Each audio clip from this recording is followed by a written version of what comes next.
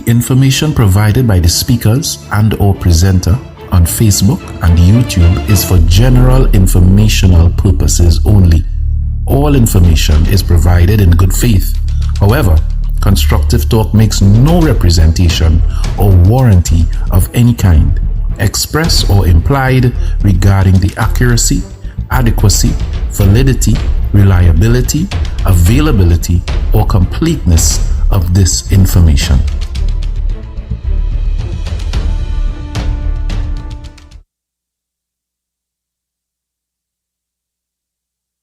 The information provided by the speakers and/or presenter on Facebook and YouTube is for general informational purposes only.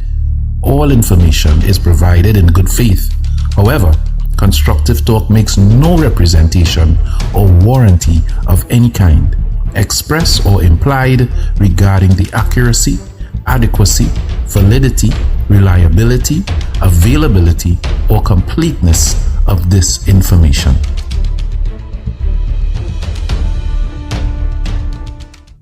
Coming soon to Constructive Talk Network, Critical Thinkers. It's a youth show with a youth perspective on current affairs and issues in Trinidad and Tobago. Critical Thinkers, youth perspective on Constructive Talk.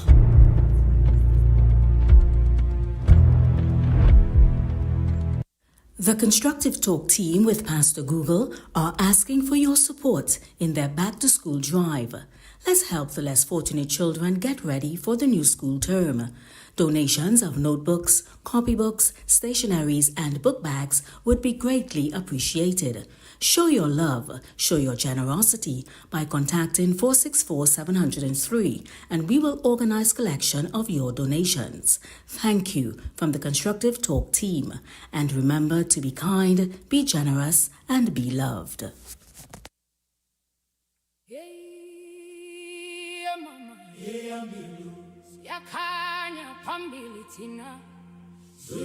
Yak and Friends proudly presents Uhuru 8. Join us on Saturday, July 25th from 4 p.m. to 8 p.m. at the City Hall Auditorium, Harris Promenade in San Fernando.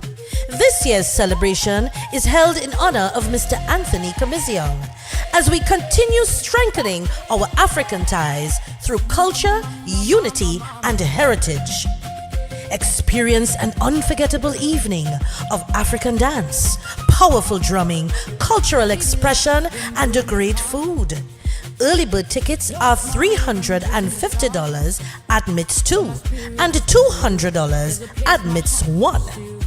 Come dressed in your finest African attire for a chance to win Best Dressed Male and Female.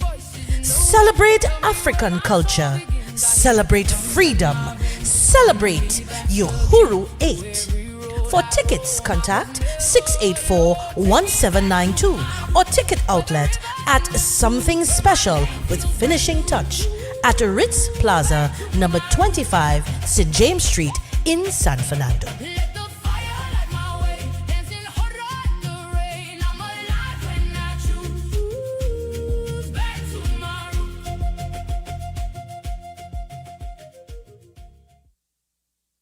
The Constructive Talk team with Pastor Google are asking for your support in their back-to-school drive. Let's help the less fortunate children get ready for the new school term. Donations of notebooks, copybooks, stationeries, and book bags would be greatly appreciated. Show your love, show your generosity by contacting 464-703, and we will organize collection of your donations. Thank you from the Constructive Talk team. And remember to be kind, be generous, and be loved.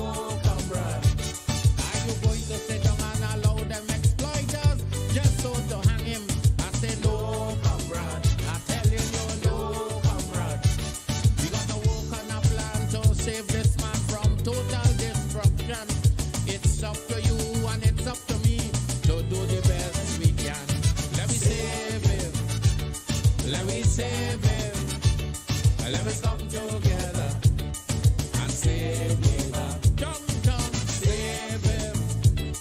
Let me save him.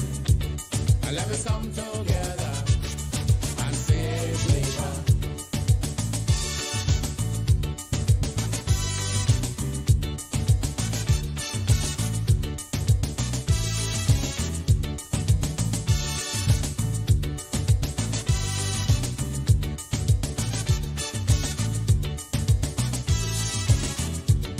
Are you going to allow the works of Uriah and Rienzi go down the drain?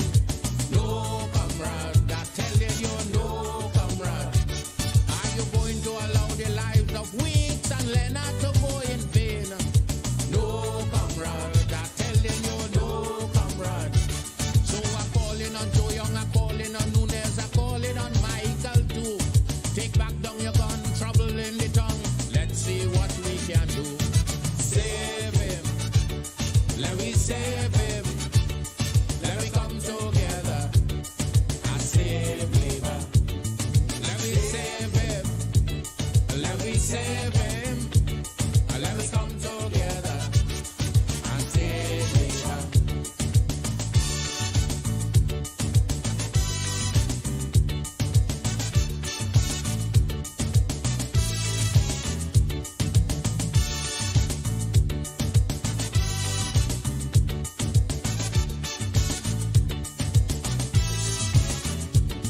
Are you going to allow fraction and friction to make we forget we hero? No, comrade, I tell you, no, comrade. Are you going to allow cheap politics to make we hero die so? No, comrade, I telling you, no, comrade. So much people fight with all their might just to keep labor strong. It's up to you, it's up to me. We can't let the brother down. Save him, let me save him. Let me come together and save labor. Let me save him, save him. Let me come together. You and me, save labor. I hear you. Save him.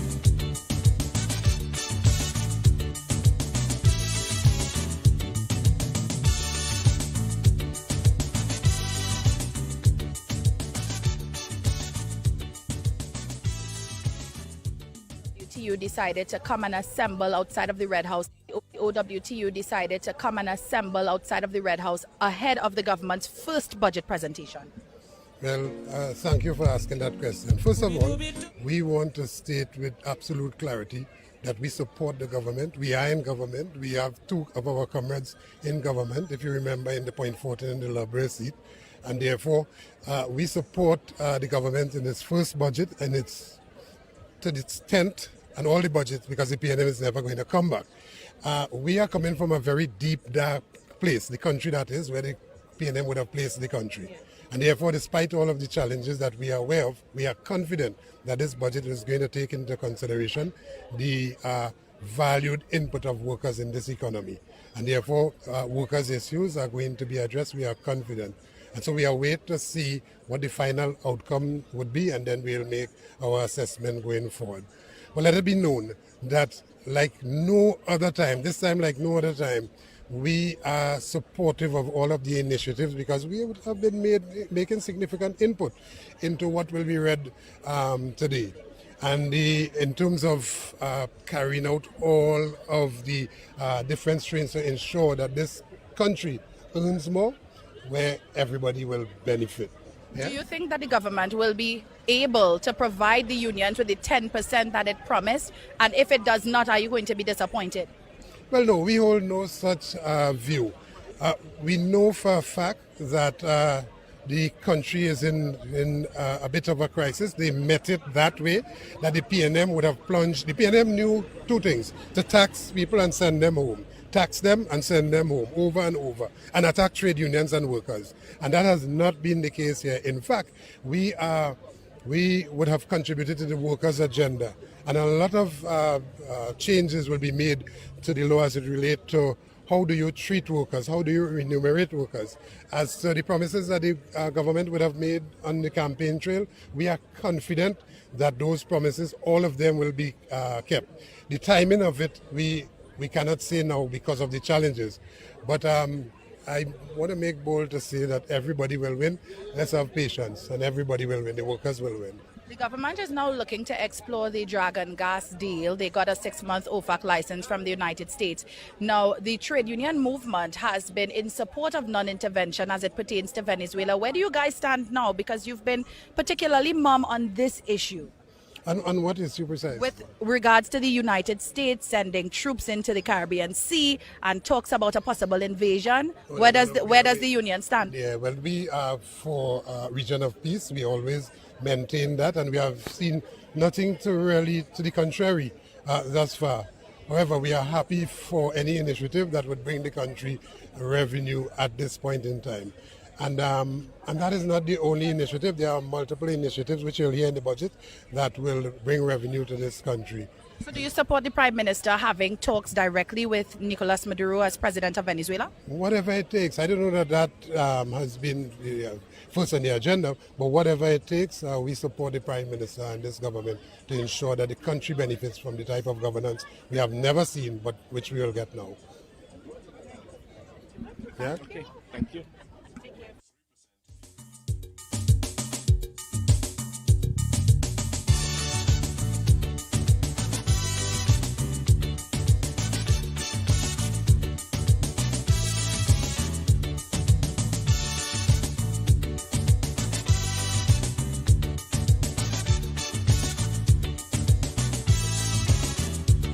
Are you going to sit down and allow them to hang? Labor next Tuesday morning. No, comrade. I'm telling you, no, comrade. Are you going to sit down and allow them exploiters just so to hang him? I say no, comrade. I'm telling you, no, comrade. We got to work on a plan to save this man from total destruction. It's up to you and it's up to me to do the best we can. Let me save him. Let me save him. Let us come together and save labor. Come, save him. Let me save him. Let us come together and save labor.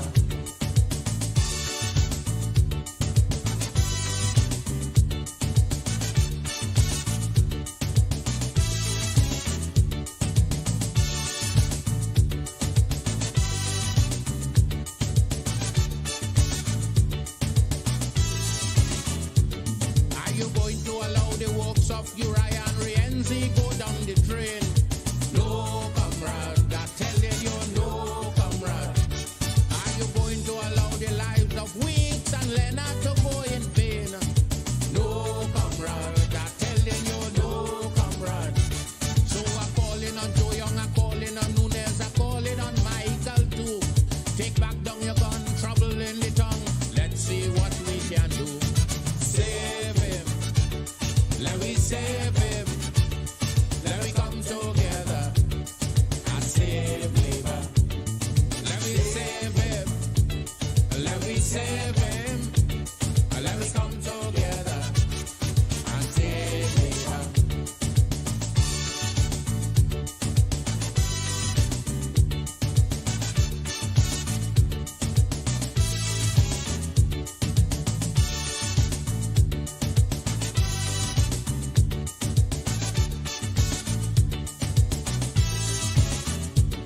Are you going to allow fraction and friction to make we forget we hero? No, comrade. I'm telling you, no, comrade. Are you going to allow cheap politics to make we hero die so? No, comrade. I'm telling you, no, comrade. So much people fight with all their might just to keep labor strong. It's up to you, it's up to me. We can't let their brother down. Save him. Let me save him. Let me come together and save labor. Let me save him. Save him. Let me come together. You and me. I hear you.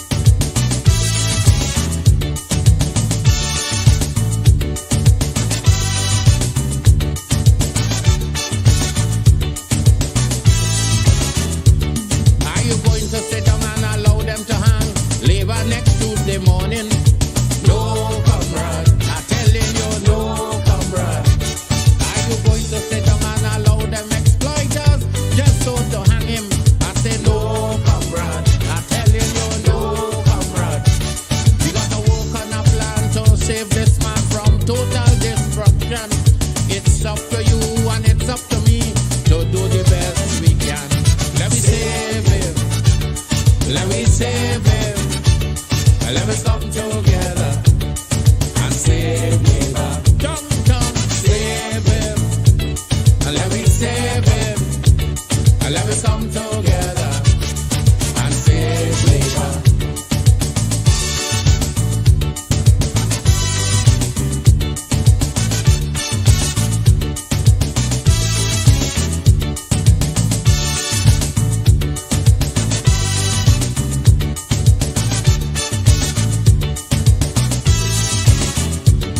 Are you going to allow the works of Uriah and Rienzi go down the drain? No, comrade, I'm telling you, no, comrade. Are you going to allow the lives of Weeks and Leonard to go in vain? No, comrade, I'm telling you, no, comrade. So I'm calling on Joe Young, I'm calling on Nunes, I'm calling on Michael too. Take back down your gun, trouble in the tongue. Let's see what we can do. Save him, let me save him. Let me come together and save labor. Let me save him. Let me save him. Let me come together and save labor.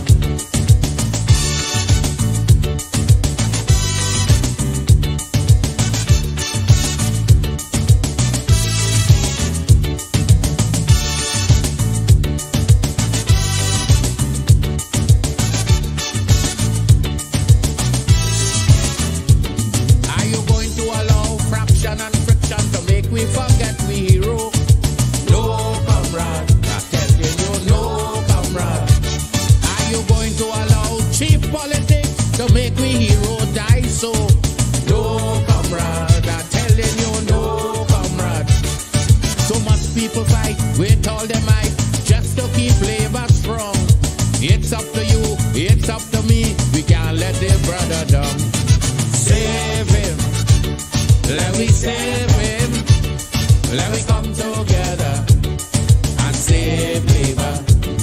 Let me save him. Let me save him. Let me come together. You and me. Save labor. I hear you. Hey, all here. Na. Boy, I just play football and basketball, then I take a little walk in the mall. Now, Wassa, please hear my call. I need some water to wash my balls.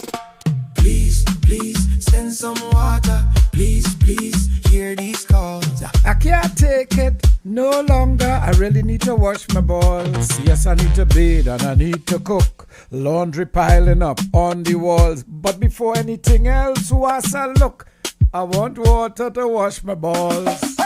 Please, send some water. Please, hear these calls. I can't take it no longer. I really need to wash my balls. You may not believe it's true, but my wife balls dirty too. My teeth getting yellow like they ripe. Wassa, please put water in the pipe. Please, send some water. Please, hear these calls. I can't take it no longer. I really need to wash my balls.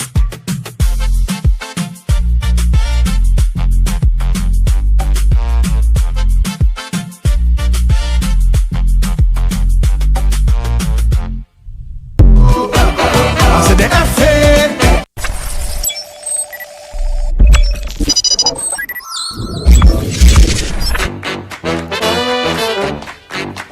I said give me a F, O, and let them know that is the code.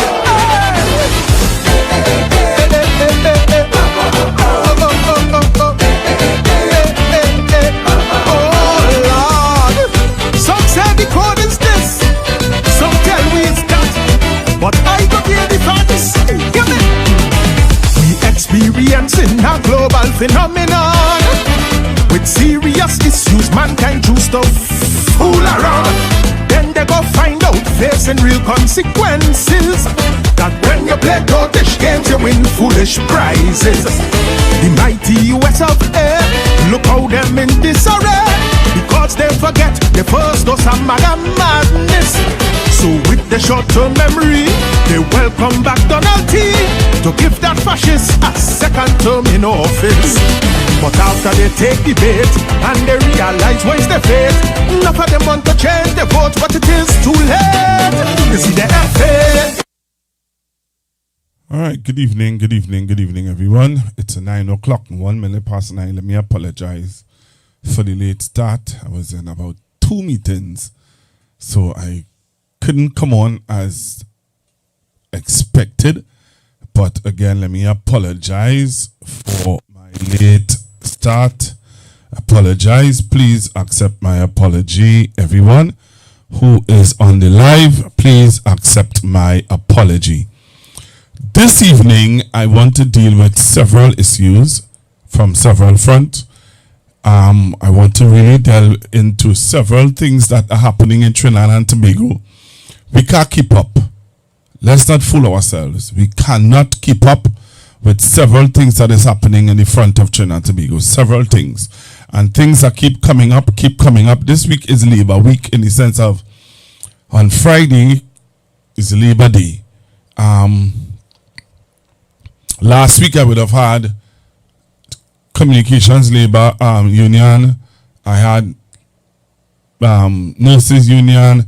I had the unions on last week because I know this week they would have been very busy. One of the unions that I'm really going to try to get on to Constructive Talk one of these days is the Teachers Union. All right, tutor. I'm really going to try to get tutor on, but again, you know how things go in Trinidad and Tobago. But this evening, I will look at several things.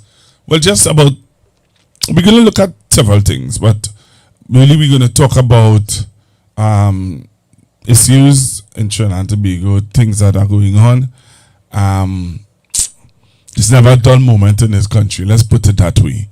There is never a dull moment in Trinidad and Tobago. And if ever you think that it's going to come a time where you're just going to just say, oh, all right, things are settling down. When we look at what this government is doing, certainly it's not just going to be a walk in the park. It's not a walk in the park. All right, so I want to play for you a clip from the news this evening. You know, we normally would use clips from news to highlight issues that are happening, you know. So we're going to play for you a clip. I just want to send our condolences to my family on I lost one of my cousins today. He was an engineer, a prayers boy. He was brilliant, you know, real brilliant young man, bright young man. Jimmy, you know, that was his name, Jimmy. I'm going to miss him thoroughly because, you know, he was he was one of the cousins who was so bright that used to make you wonder what's going on with your brain. You know, that kind of thing. Yeah, so we lost him to a heart attack. A young man, you know, in his 30s. Jimmy's in his 30s and got a massive heart attack. Just said that he couldn't breathe. You know, so I want you all to bear with me this evening. Please bear with me. You know, just give me an opportunity to get myself together. I know some of you not seeing my face because I'm still grappling with the loss of my cousin. So I am kind of, you know, at a space where I'm going to put on my face, but just give me some space to just come to terms with certain things. And yeah, I am going to do it. So, you know,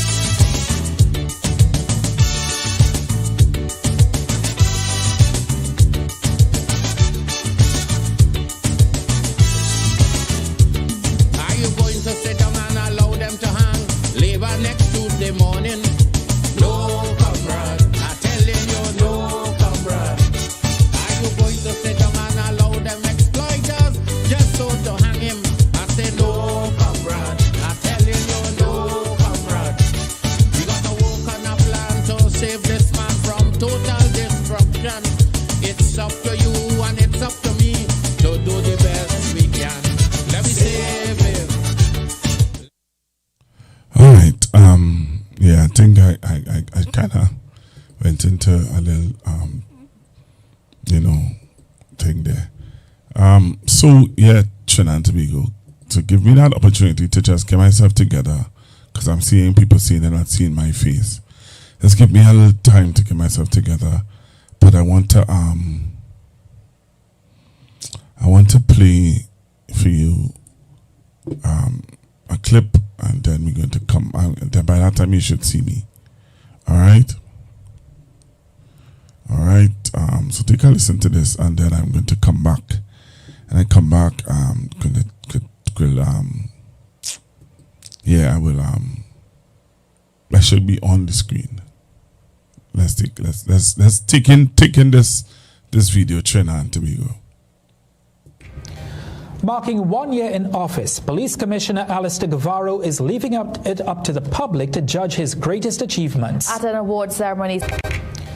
Marking 1 year in office, Police Commissioner Alistair Guevara is leaving it up to the public to judge his greatest achievements. At an award ceremony celebrating national security officials involved in road safety, the Commissioner stressed the importance of partnering with the public in fighting crime.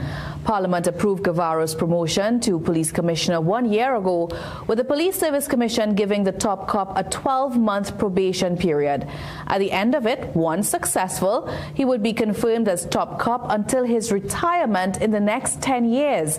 Guevara was asked by CNC3 News for his reflection on the past 12 months. So this is your first year anniversary. I know you said you're not going to rate yourself, but what some of the things that you recall, some of the best moments, worst moments of your 1 year? One of the worst moments in my career, in the last year, being misquoted by you. Me? Yes, sir. And the best moment? I'll leave that for the people at Trinidad and Tobago to decide. Guevara's claim of being misquoted came following public criticism after he said police officers did not wait in bushes to arrest supposed drug smugglers because of mosquitoes. The top cop says he was humbled to share today's function with those who face daily chastisement from the public. I feel humbled that today my first engagement is addressing this august chamber, this august body of persons who face that ire of social media scrutiny on a daily basis. The transport officers, the fire officers, the traffic wardens, the police officers, on a daily basis, are you too wicked? Guevara's promotion took effect on June 18th, and his official anniversary date will be tomorrow. The top cop adds that partnering with non-governmental organizations and the wider public is needed to address both crime and road safety. Marking 1 year in office, Police Commissioner Alistair Guevara is leaving it up to the public to judge his greatest achievements. At an award ceremony celebrating national security officials involved in road safety, the Commissioner stressed the importance of partnering with the public in fighting crime. Parliament approved Guevara's promotion to Police Commissioner 1 year ago, with the Police Service Commission giving the top cop a 12-month probation period. At the end of it, once successful, he would be confirmed as top cop until his retirement in the next 10 years. Guevara was asked by CNC3 News for his reflection on the past 12 months. So this is your first year anniversary. I know you said you're not going to rate yourself, but what some of the things that you recall, some of the best moments, worst moments of your 1 year? One of the worst moments in my career, in the last year, being misquoted by you. Me? Yes, sir. And the best moment? I'll leave that for the people at Trinidad and Tobago to decide.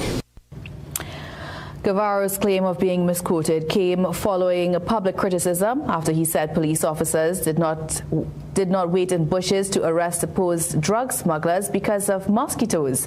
The top cop says he was humbled to share today's function with those who face daily chastisement from the public. I feel humbled that today my first engagement is addressing this august chamber, this august body of persons who face that ire of social media scrutiny on a daily basis. The transport officers, the fire officers, the traffic wardens, the police officers, on a daily basis, all it wicked. Guevaro's promotion took effect on June 18th, and his official anniversary date will be tomorrow. The top cop adds that partnering with non-governmental organizations and the wider public is needed to address both crime and road safety.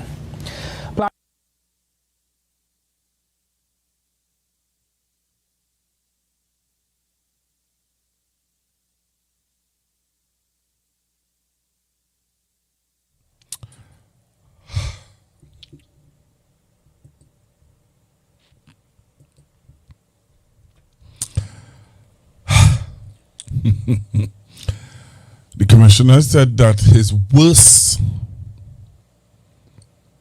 experience or his worst is being misquoted by the media.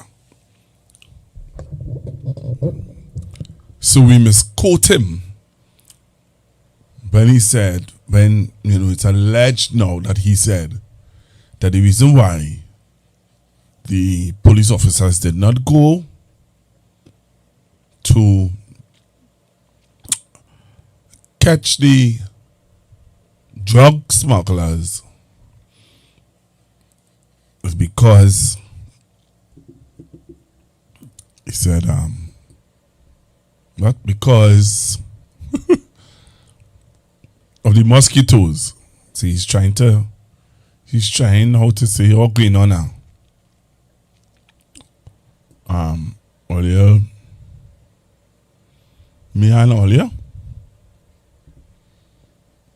yeah, like the commissioner is trying to say, me and earlier, me and earlier. So I said I wanted to play that for you guys. He is going, if he does get through after his probation, he's going to be the commissioner for 10 years. I want to ask Olia Bad what you all think about that. Having Guevara as commissioner for 10 years. How do you feel? Afraid to ask Olia because Olia might say something out of timing that might make him want to call me. You know? Yeah. Afraid to ask. Like how the Calypsonians say, afraid Cal. Afraid to ask. Because I don't want nobody to say something out of time, now.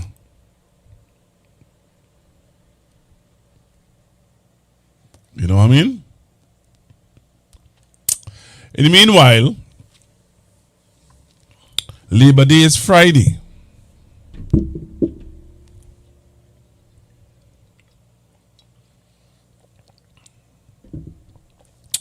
Labor Day is Friday. And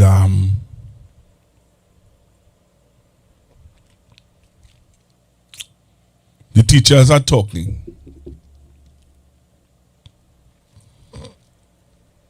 The unions are talking. Well, I want to hear what they're saying. Let's take a listen to what Tutor had to say today. After Tutor realized that they're not going to get their back pay until October. Let's hear what Tutor have to say.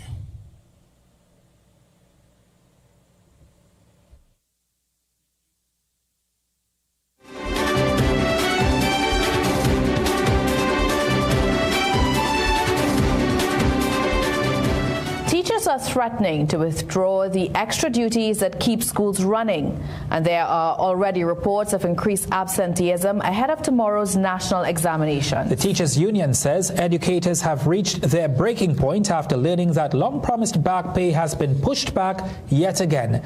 Meanwhile, the National Parent-Teacher Association warns the dispute could affect students at a critical time. Otto Carrington has more. You may not like the word lies, however, I'll ask you this question. If it is that it is untrue, if it is that it it reeks of falsehood. What do we call it? What do we call it? We call it what? Lies. We call it lies. A fiery united front today from Tutor Executive. The sudden escalation follows revelations in the government's mid-year financial review that long overdue teachers' back pay originally promised in 2025 will now be paid in fiscal 2027. Tutor's President Crystal Ash slammed the state for what he calls blatant disrespect, noting that educators have been left empty-handed since signing a salary agreement over a year ago. Find the money to pay the teachers. Otherwise, all those extra things that teachers do, well, who knows? Not who knows. For sure, they're going to stop. They're going to stop. They're not going to be doing it. And if it is that you try, as my comrade said, to victimize any of our educators, we have a strong legal department. The union says it will be drawing the line. We're under pressure. So, going forward, if our educators have to take a mental health day or a mental health half day or take some time away to gather their thoughts, to safeguard their mental health, then the association will stand with them. First Vice President Adish Dwarka explained that teachers regularly push themselves to give 150% through co-curricular and extracurricular activities. The state has penalized them by withdrawing the Employee Assistance Program. How are we repaid financially? How have we been repaid? Some of the little services that were offered to teachers so that they can take care of themselves have been pulled away. With the national examinations scheduled to take place on Thursday morning, National Parent Teachers Association President Walter Stewart said he has already noted poor teacher attendance across several districts today, resulting today in some instances with poor teacher attendance, with the possibility tomorrow of further heightened actions at a time when our students tomorrow are due to face national tests. Based on our discussions with Minister Dowlath, who continuously seeks to keep us in the loop on such matters of national importance. CNC3 News attempted to contact Education Minister Michael Dowlath and Finance Minister Devindranath Tanku for comment. However, our calls and messages went unanswered. Otto Carrington, CNC3 News. The Oilfields Workers Trade Union has stopped short of saying whether it supports the government's decision to designate 15 no-protest zones across Trinidad and Tobago, even as 13 other trade unions have publicly opposed the measure. Asked about the restrictions which were introduced 3 weeks ago, OWTU President General Ansel Roger did not directly state whether the union agrees or disagrees with the policy. Instead, Roger said the OWTU is working closely with the government to advance and protect the interests of workers. The OWTU leader also dismissed suggestions of a rift within the trade union movement, despite some taking a more critical position on the government's actions. He insists the OWTU shares a common struggle with other labor organizations and invited all to participate in Labor Day activities on Friday. We continue to share a common interest with all of the trade unions, and that is the commonality in struggle, and also recognize that, everybody feeling the same pain, and therefore all of us, our mission has to be able to defend workers. He acknowledged that the OWTU is a proud member of the government's coalition of interests and urged other trade unions to work alongside the alliance, saying the OWTU has never misled anyone about its positions or objectives.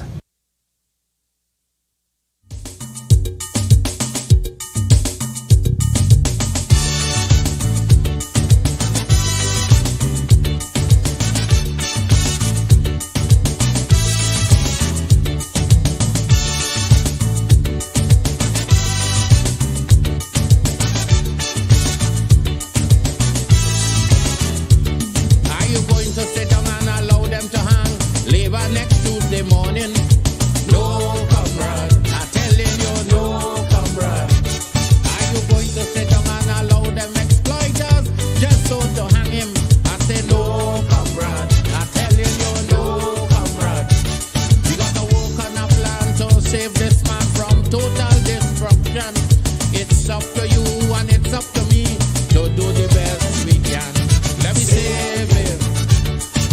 save him. Let's come together and save labor. Come, save him. Let me save him. Let me come together and save labor.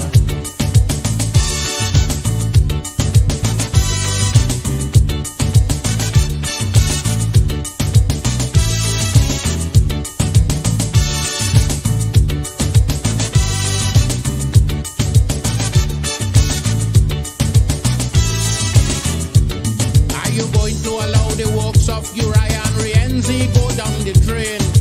No, comrade, that telling you no, comrade.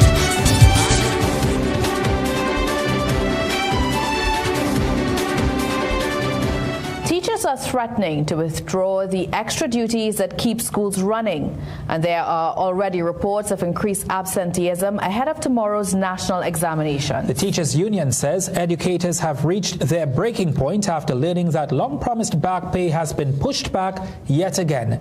Meanwhile, the National Parent-Teacher Association warns the dispute could affect students at a critical time. Otto Carrington has more. You may not like the word lies, however, I'll ask you this question. If it is that it is untrue, if it is that it reeks of falsehood, what do we call it? What do we call it? We call it what? Lies. We call it lies. A fiery united front today from Tutor Executive. The sudden escalation follows revelations in the government's mid-year financial review that long overdue teachers' back pay originally promised in 2025 will now be paid in fiscal 2027. Tutor's President Crystal Ash slammed the state for what he calls blatant disrespect, noting that educators have been left empty-handed since signing a salary agreement over a year ago.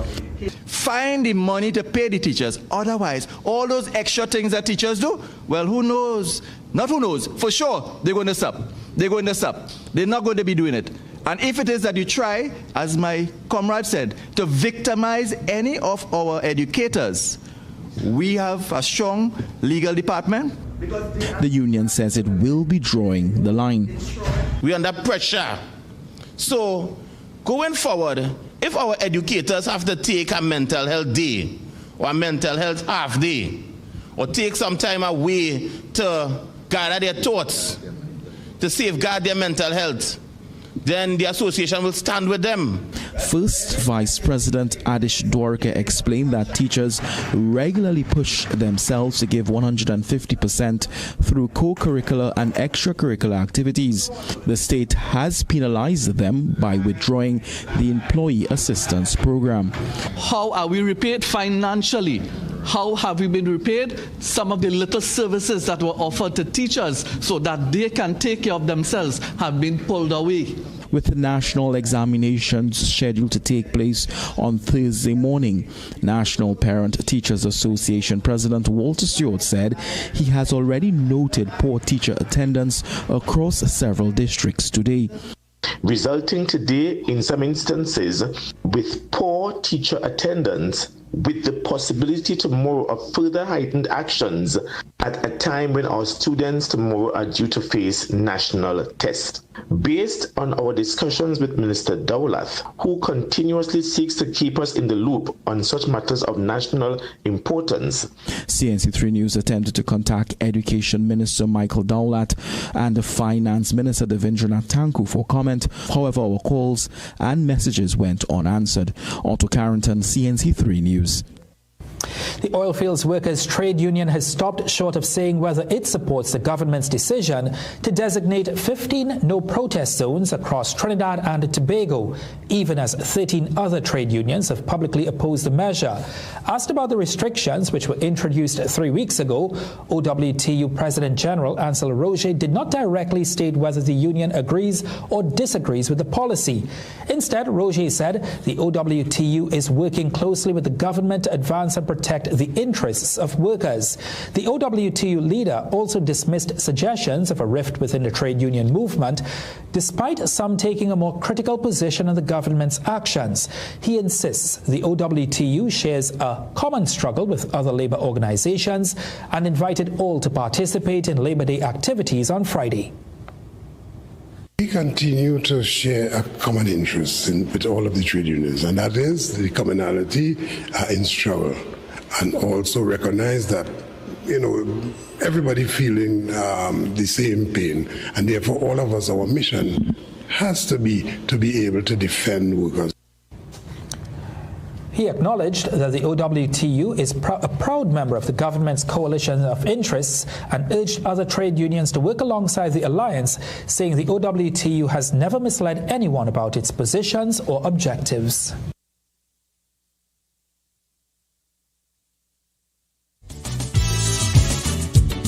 Are you going to allow fraction and friction to make we forget we hero?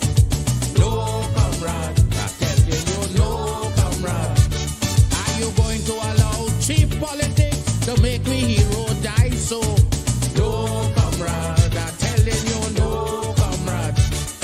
So much people fight with all their might just to keep labor strong. It's up to you, it's up to me, we can't let their brother down. Save him, let me save him, let me come together and save labor. Let me save him, save him, let me come together. You and me, save labor. I hear you. Save him.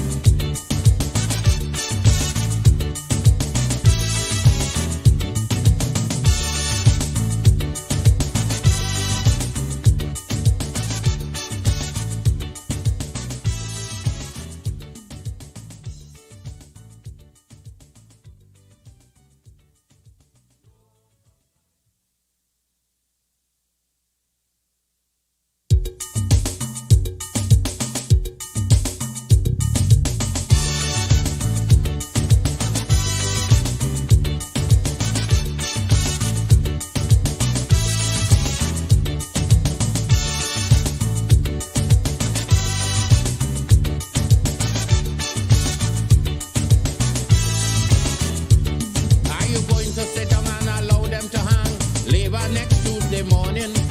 No, comrade, I'm telling you, no, comrade. Are you going to sit down and allow them exploiters just so to hang him? I say no, comrade, I'm telling you, no, comrade. We got to work on a plan to save this man from total destruction. It's up to you and it's up to me to do the best we can. Let me save him. Let me save him. Let us come together and save labor. Come, save him. Let me save him. Let us come together and save labor.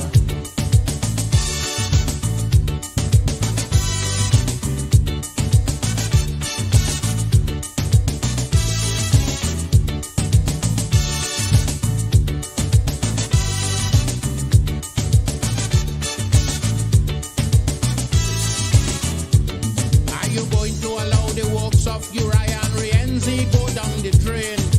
No, comrade, I'm telling you, no, comrade. Are you going to allow the lives of Weeks and Leonard to go in vain? No, comrade, I'm telling you, no, comrade. So I'm calling on Joe Young, I'm calling on Nunes, I'm calling on Michael too. Take back down your gun, trouble in the tongue. Let's see what we can do. Save him. Let me save him. Let me come together and save labor. Let me save him. Let me save him. Let me come together and save labor.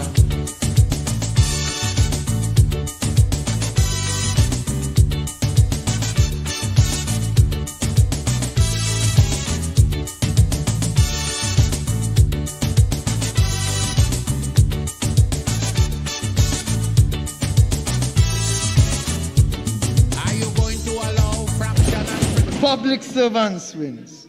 I wish to advise the members of the teaching service, Mr. Speaker, the Trinidad and Tobago Defense Force, and the Port of Spain and San Fernando City Corporations that this government will ratify the collective agreement signed in April 2025 between the Chief Personnel Officer and their respective associations, unions, and committees.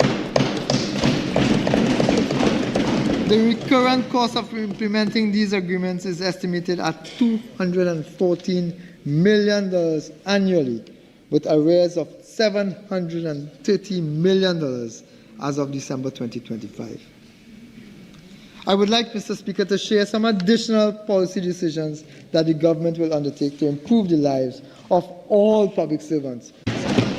Public servants wins. I wish to advise the members of the teaching service, Mr. Speaker, the Trinidad and Tobago Defense Force, and the Port of Spain and San Fernando City Corporations that this government will ratify the collective agreement signed in April 2025 between the Chief Personnel Officer and their respective associations, unions, and committees. The recurrent cost of implementing these agreements is estimated at $214 million annually, with arrears of $730 million as of December 2025. I would like, Mr. Speaker, to share some additional policy decisions that the government will undertake to improve the lives of all public servants, teachers, and central government daily rated workers. Public servants wins. I wish to advise the members of the teaching service, Mr. Speaker, the Trinidad and Tobago Defense Force, and the Port of Spain and San Fernando City Corporations that this government will ratify the collective agreement signed in April 2025 between the Chief Personnel Officer and their respective associations, unions, and committees. The recurrent cost of implementing these agreements is estimated at $214 million annually, with arrears of $730 million as of December 2025. I would like, Mr. Speaker, to share some additional policy decisions that the government will undertake to improve.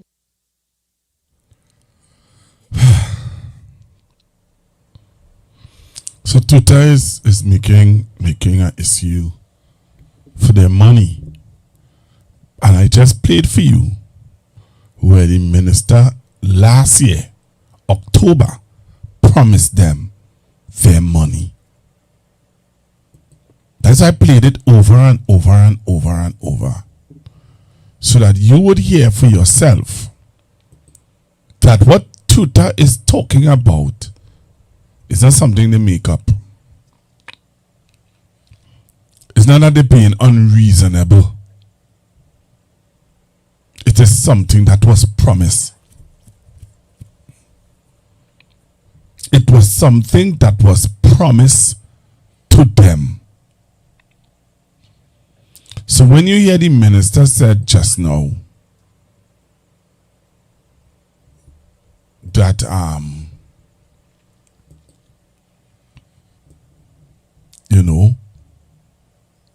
he called out the list of the unions that he is going to sort out, he's going to take care of. He said it last year, October. Last year, October, he said it. Listen to him.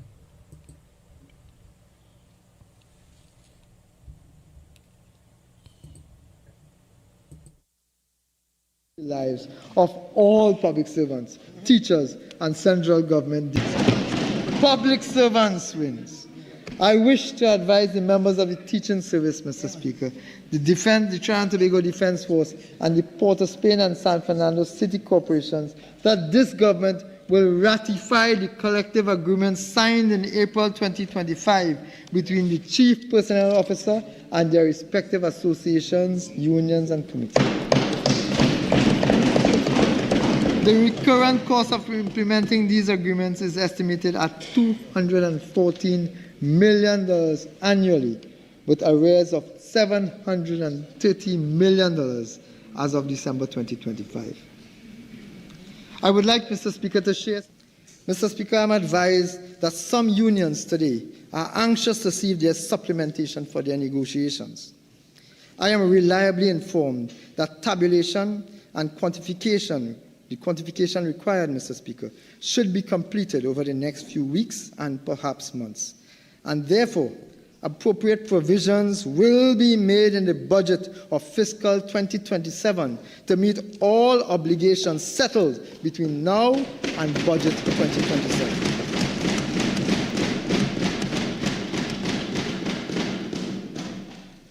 So I want to tell nurses, teachers, and whoever else that are currently at the bargaining table or are awaiting finalization that relief is coming. Relief is coming. The documentations are being provided now, and in fiscal 2027, Mr. Speaker, the relevant appropriations will be made.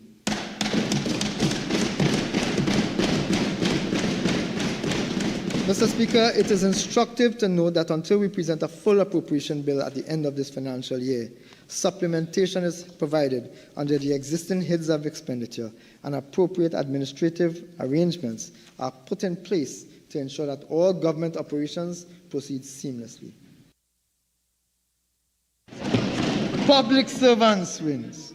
I wish to advise the members of the teaching service, Mr. Speaker, the Trinidad and Tobago Defense Force, and the Port of Spain and San Fernando City Corporations that this government will ratify the collective agreement signed in April 2025 between the Chief Personnel Officer and their respective associations, unions, and committees.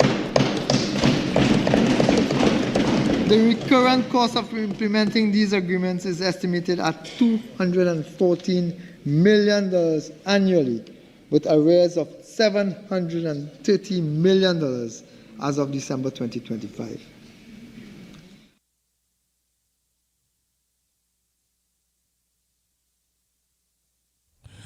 So somebody in the chat just now was saying he gained them $500 in increase and taking away $800. Somebody just said it here. Look, somebody see it here. He gave them 500 more and taking back 800 in NIS. He lying to the people. It will get sweet. It getting sweet. That's what somebody put in the chat, you know. Somebody just put in the chat. He giving them 500 more to take back 800 in NIS. Just to keep labor strong. It's up to you, it's up to me. We can't let this brother down. Save him. Let me save him. Let me come together and save labor. Let me save him. Let me save him. Let me come together. You and me. Save labor. I hear you. Save him. But you see, while we might be very much aware, somehow or the other, I'm wondering if people are aware. Somehow or the other, I'm wondering if people are making themselves aware. Because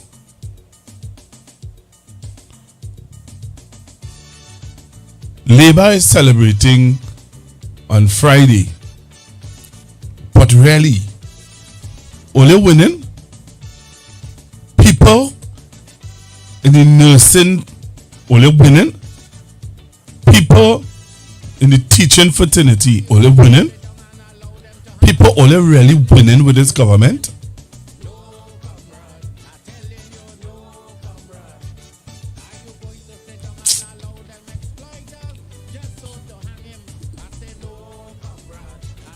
Prime Minister, another question to you. The members of the public service are quite outraged over the offer of that 2%, and they're threatening to shut down the country through their unions. You care to offer anything to them? Come on, let's not overreact. Let's not shut down the country. Let's not be surprised that the union and some workers will feel that way. Because what it is, it's about making a case to get a raise. That's what it is. What this government has done since 2015 September is to make it quite clear that we are in support of an improvement in the condition and the sustainability of jobs in the public service. One, we never, in the most difficult of periods, we never try to solve our difficulty by removing public servants from their job, by retrenching the public servants who are covered here. Never did that. This is our 7th year in government. We never took a policy to retrench public servants in a response to attempting to balance the budget. Secondly, we said that we will preserve the jobs as against giving more to some while some lose their jobs. Thirdly, we borrowed money very early in our existence and paid, I think it was about $6 billion in back pay to those public servants. Approximately $6 billion of cash that we borrowed it and paid it to public servants. And of course, that back pay was kicked in at the same time that a slight increase in pay came about. We've had very difficult travel since then. The statements of the Minister of Finance recently, very clear, that there's a little breathing space now.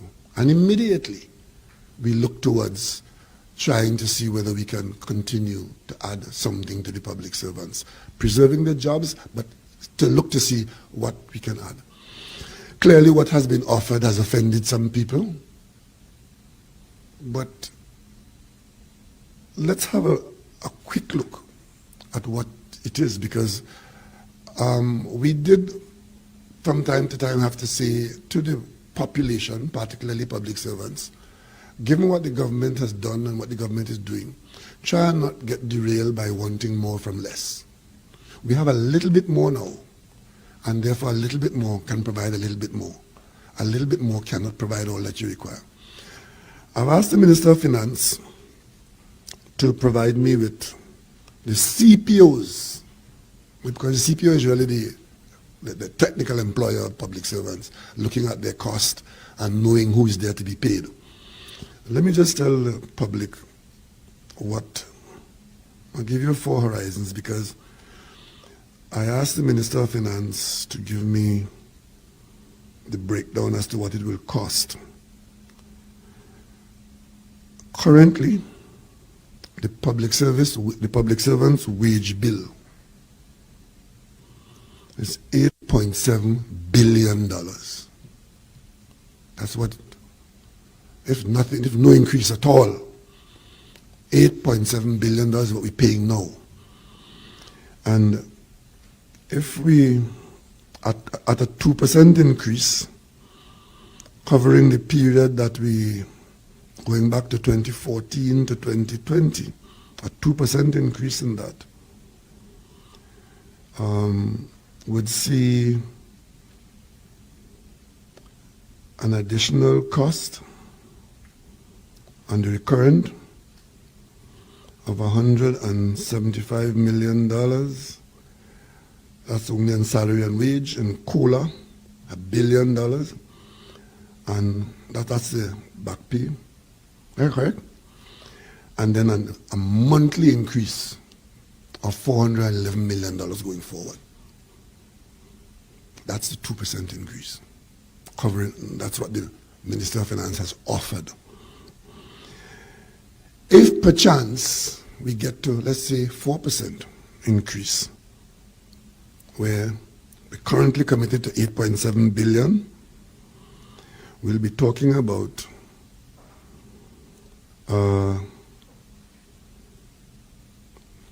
back pay, a revision of 1.8 billion and a running cost of increase 588 million. as 4%.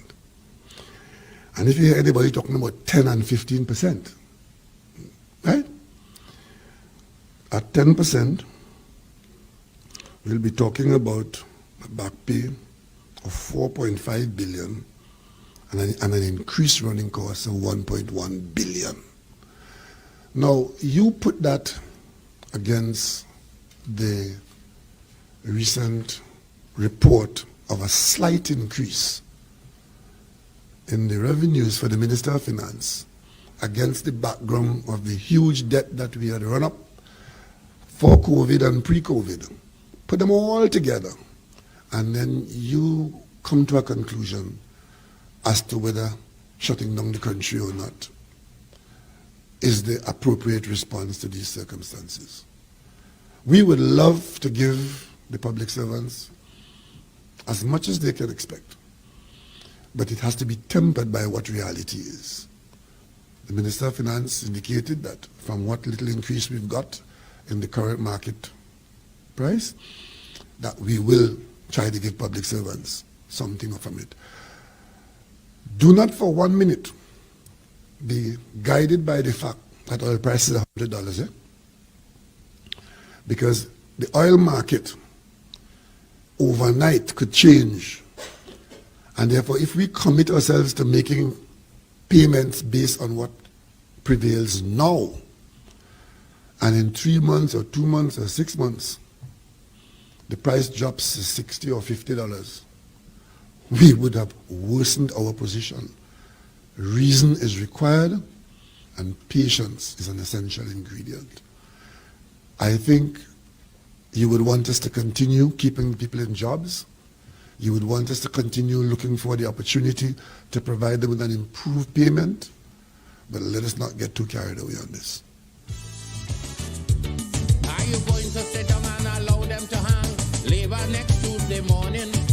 No, comrade. I'm telling you, no, comrade. Are you going to sit down and allow them exploiters just so to hang him? I say no, comrade. I'm telling you, no, comrade. We got to work on a plan to save this man from notable items included the coverage of the NIS contribution increased, Mr. Speaker. Mr. Speaker, last year, the NIS contribution was at 13.2%.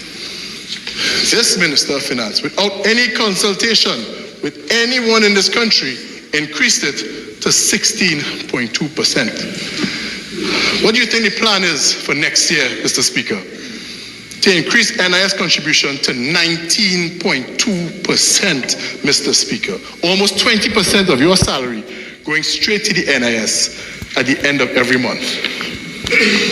Somehow he forgot to mention that. Imagine that. And I keep asking our good friend, Ms. Felicia, the PSA, how she feels about this. And the increase in retirement age to age 65. I cannot get a response. No response from the Minister of Finance, no response from Ms. Felicia. Both have sold out the people of this country, Mr. Speaker. Other notable items included the coverage of the NIS contribution increased, Mr. Speaker. Mr. Speaker, last year, the NIS contribution was at 13.2%. This Minister of Finance, without any consultation with anyone in this country, increased it to 16.2%. What do you think the plan is for next year, Mr. Speaker? To increase NIS contribution to 19.2%, Mr. Speaker. Almost 20% of your salary going straight to the NIS at the end of every month. Somehow he forgot to mention that. Imagine that. And I keep asking our good friend, Ms. Felicia, the PSA, how she feels about this. And the increase in retirement age to age 65. I cannot get a response. No response from the Minister of Finance, no response from Ms. Felicia. Both have sold out the people of this country, Mr. Speaker. Both.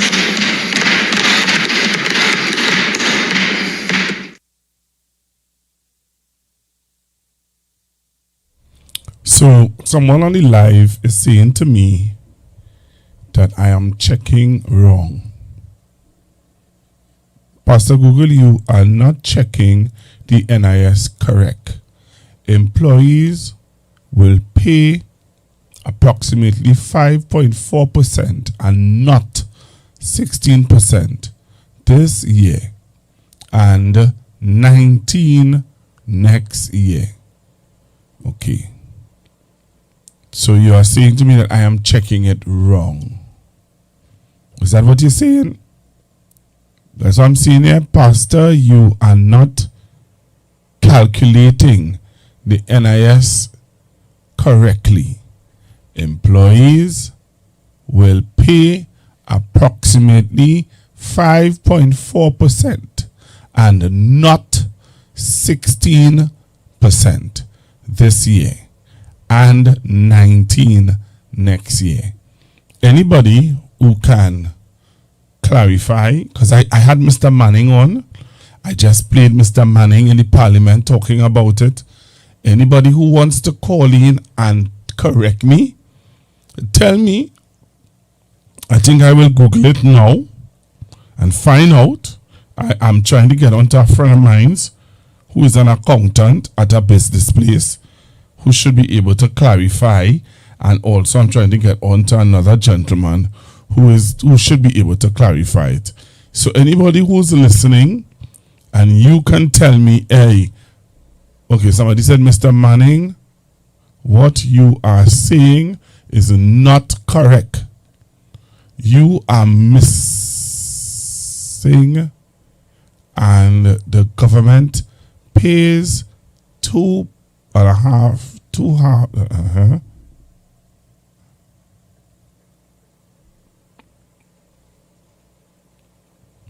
Okay, so the person saying that Mr. Manning and all is misleading persons. So let me see if I could WhatsApp Mr. Manning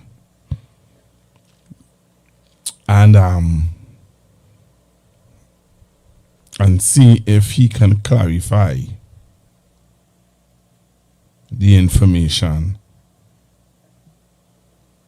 All right. I'm not cocky and arrogant, and if you see me wrong, well, let's see. Let's see if anybody else is out there. I know I have my gurus and they who could do the research quickly too and clarify it. So I'm sending the messages to Mr. Manning that the person is putting on the chat and see if he will answer. I will also send them to Viash and see if Viash will answer. All right. Hello, good evening. Good afternoon. Good evening. Good evening, sir. Good evening, Pastor Google. I am the person. Hello? Yes, Bishop. You're breaking up, sir. All right, hold on. Let me fix my volume on this side. Let me fix it very quickly.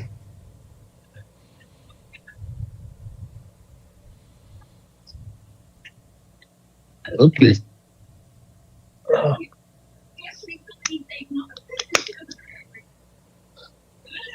Okay. I think. Okay, it should be better. Okay, are you hearing me better now? I'm hearing you. Okay, let me explain what I'm saying, right? What happens is this. Employees, when you look at the employee's salary, right? That salary,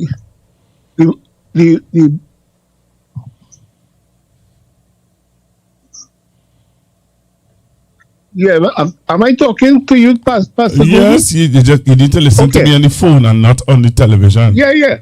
No, I don't have my television on at all. I don't have it on. Okay, so let me explain. The way the NIS is calculated, right? It is based on a table that the NIS basically has. It has different ranges, okay? So what happens is that based upon your monthly salary, that falls into a particular range. Currently, right, it will work out, that range is basically 13%, right, of your salary. But you as an individual, you do not pay all of your NIS.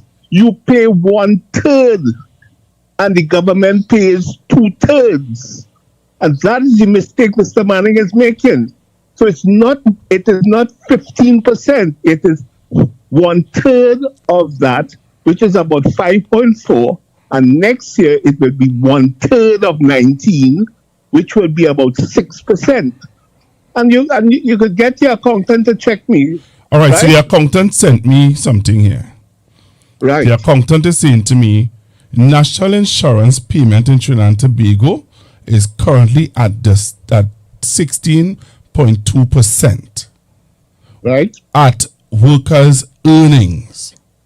Correct.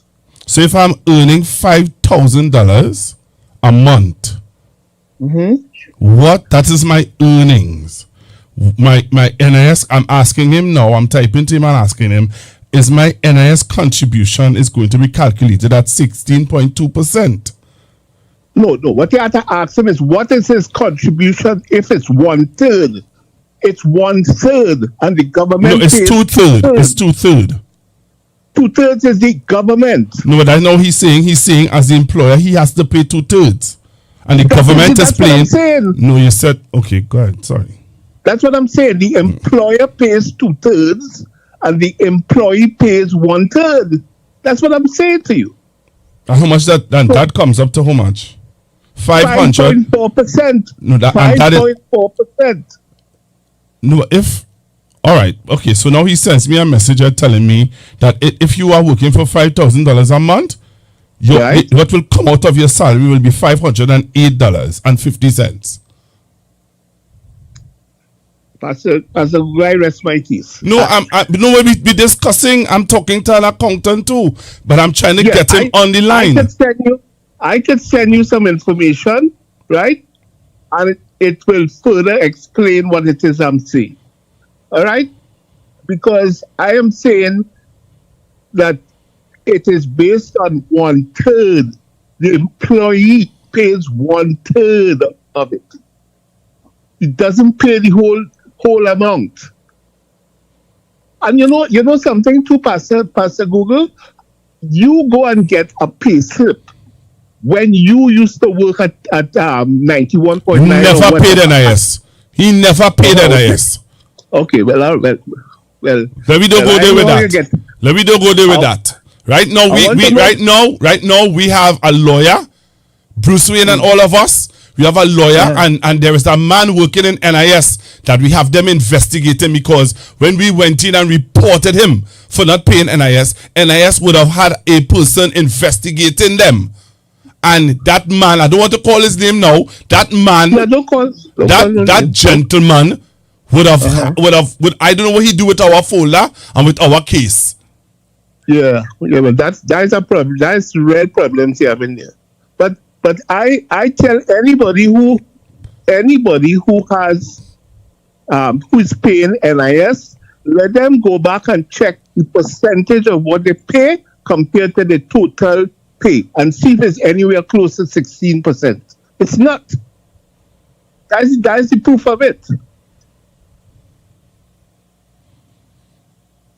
So I rest my case, but I can send you some information too, which shows the way it's calculated. Okay, I have somebody who's a nurse and all sending me a message, and he's saying that their salary, based on the calculations that they have been seeing coming out of their salary for the I prefer if he come. I'm gonna try and call him. Let him give his explanation with his payslip, and let me see if somebody just playing us for fools. All right, thank you very much, sir. Okay, you're welcome, sir.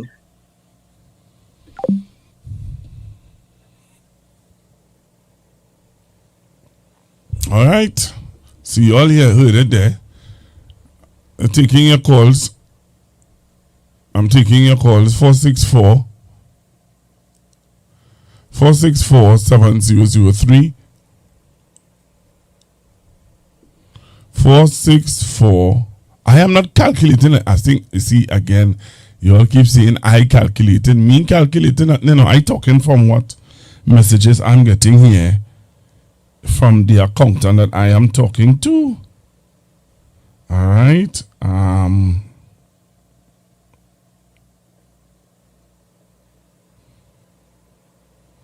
Okay, so somebody is saying to me here, if the rate payment all right, your salary work up to 600, employee will pay 200, employer will pay 400. Okay. All right, let's take this call. Hello, good evening. To all the seven callers, the caller is saying 2/3 and 1/3, but you must tell him dollars and cents. You can't say 2/3 and 1/3. How much money is 1/3? How much is 2/3? This is how we have a Coxy point. But when you need to say 1/3 and 2/3, nobody knows how much money is 1/3 and how much money is 2/3. All right. You have to explain yourself. You just say things. All right, well, let me see if I get somebody to explain it. Hello, good evening. Hi, good evening. Yes, good evening to you, sir. Good evening to you, listeners, callers. Good evening, sir. This is a very right person, woman, but you know why I work. Every month, $1,200 and $1,200 and change comes out my salary. Never. Stop lying. Stop it. And I'm not lying to you, sir. Send me the payslip and block out your name and everything. All right, I will do that. Listen to me. No, don't come off the line. You see. Listen to what I'm saying to you. I'm listening. Yeah, I'm scratching my head here. Because, what's going on? You just said it. That was our calculations the other night. All right. The other night when we were doing our calculations, that is what we was coming up with. But there's something. It's all kind of madness is taking place right now. And you work in government regarding this whole thing. You work in government. You're not working no private. All kind of thing coming out from people's salary. So all I want you to do is just because I want you to just block it out, and send me the NIS, just the NIS part with the whatever. Send me that. Let me see. I send you February, January, and that's no, man. I have that's no. Have December last year, and I look at it, I'll say it in a little bit. Thank you very much. I appreciate that. Yeah, man. I take in on your calls. 4647003. The caller raised an important topic. Well, I mean, a point. Because we have been talking about it. We have raised this. Mr. Manning has brought it up in the parliament. The caller is saying that, hey, Mr. Manning is misleading the country, he misled the parliament. But you know what? Within all of that, Tanko and them is saying that,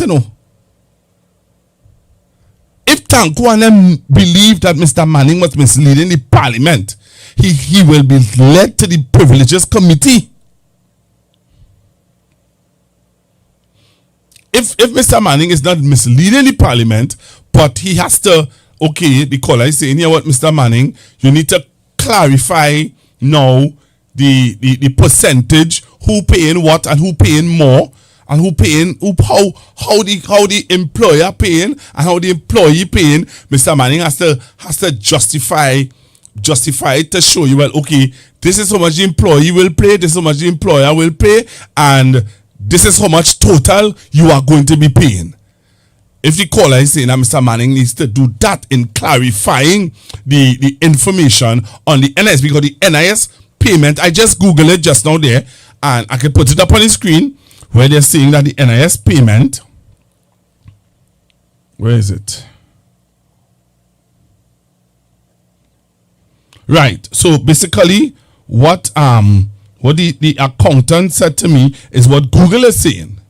Google is saying in Trinidad and Tobago, the national insurance contribution rate is 16.2%. Right? That is what Google is saying. But then Google goes on to say split between employer approximately 2.5 third, and the employee approximately 1.5 third. All right, that is the split, but it must come down to 16. Wait. Hello, good evening. Hello, good evening. Hello, good afternoon, Pastor Google. Good evening, What's sir. Up, I'm touching base. Where's the latest? Where's the latest? I see you got your big walk on you're eating your KFC. Nah, I'm gonna big walk. Let's get a little walk with a lunch on that with the shaman and but right now they ain't paying, man. Now they getting money, man. When they paying? They ain't paying people between 3 and 4 and they'll be getting pay. I don't believe that, man. Only go get all the money, man. Whole stream. Well. I hear Kadisha say only have to pay only have to work a month inside and then only go get all the money. So whole strain. Whole strain you will get through. Do like Kuba second whole strain. Whole strain. You will get through, man. Alright, say I press it, man. I will do that. You work hard for that, you know. Yeah, I go straight, yeah. You work hard for that. I see my partner back in the year. I see my partner back in the media, boy. Who is that? My partner, boy. Who is that, boy? Austin. Austin? You know Austin Rogers? Nah. Well, Google it, you go to Austin Rogers. That's my partner. That's my father. You go make sure I'm poor bread for father. For me, tell me everything all right with him. That's my boy. Well, you get through there. Yeah. You see? The fellas will live, you know. The fellas don't know how to live, you know. KFC and them know how to live, you know. Me can't bob and weave so, you know.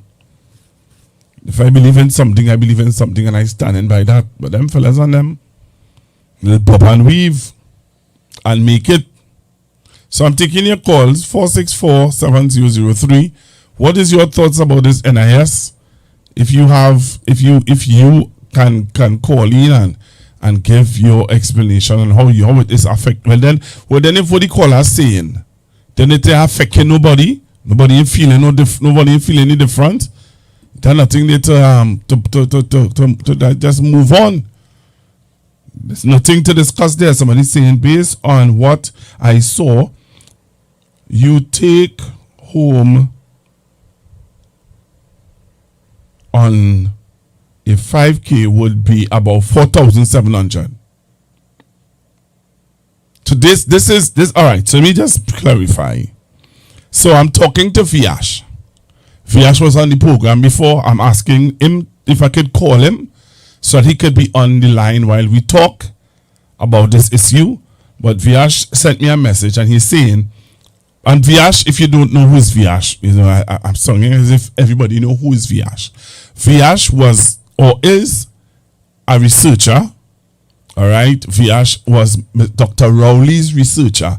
So when Dr. Rowley would go into the parliament and present in parliament, Viash is the one that would do all the research for Dr. Rowley in order for him to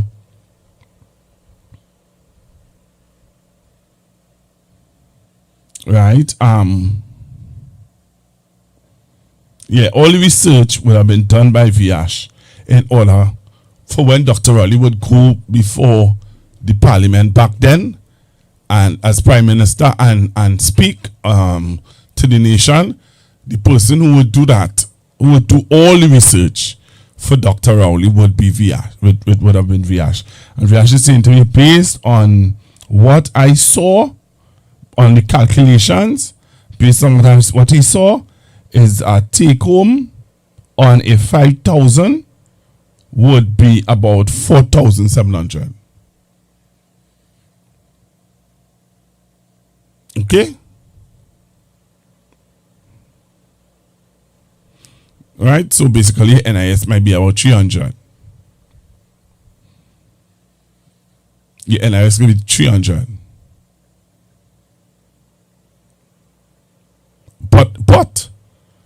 But is that based on the calculations for when it goes up to 19? How much will it be? Because it has to it go up to, it's going up to 19, eh? For those of you who don't know, it's going up to 19. Okay. Let's see. I am looking for Viash number. Let me see if I can call Viash live if he would take the call. Because I want to clear this up, you know.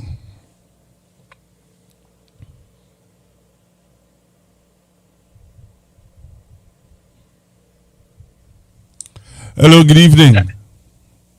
Good evening. How are you, Mr. Viash? I am good. I'm good. Google? Yes. Yes, sir. How are you? Well, I am all right, you know. I just touching base with you because there is just this discussion that is happening about your NIS. Right. Your NIS contribution. I think I sent you the messages.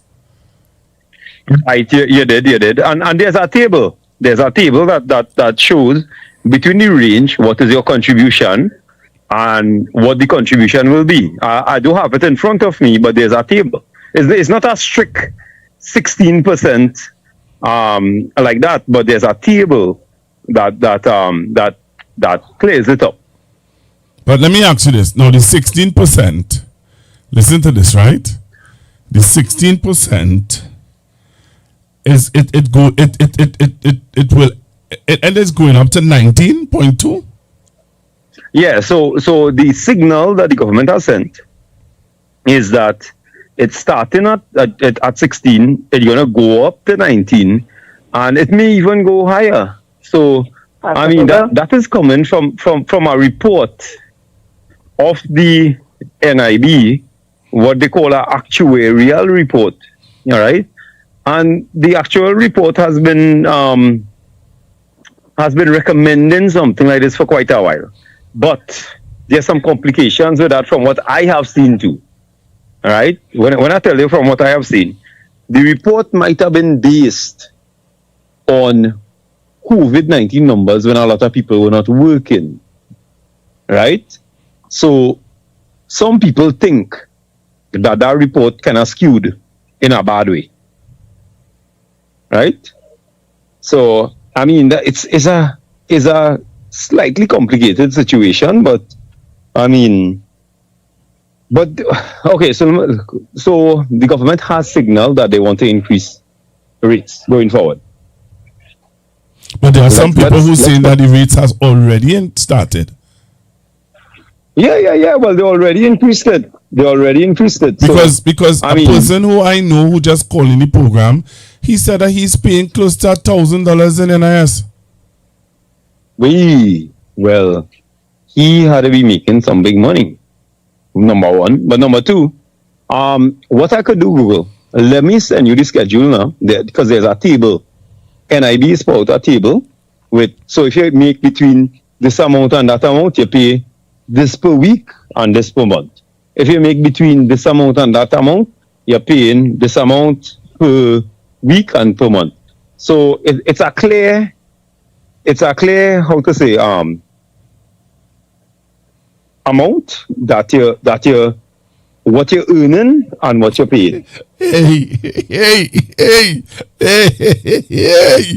Viash, somebody just sent me a picture of their pay slip here. Right? They are paying $847 in NIS. All right. And what was his salary?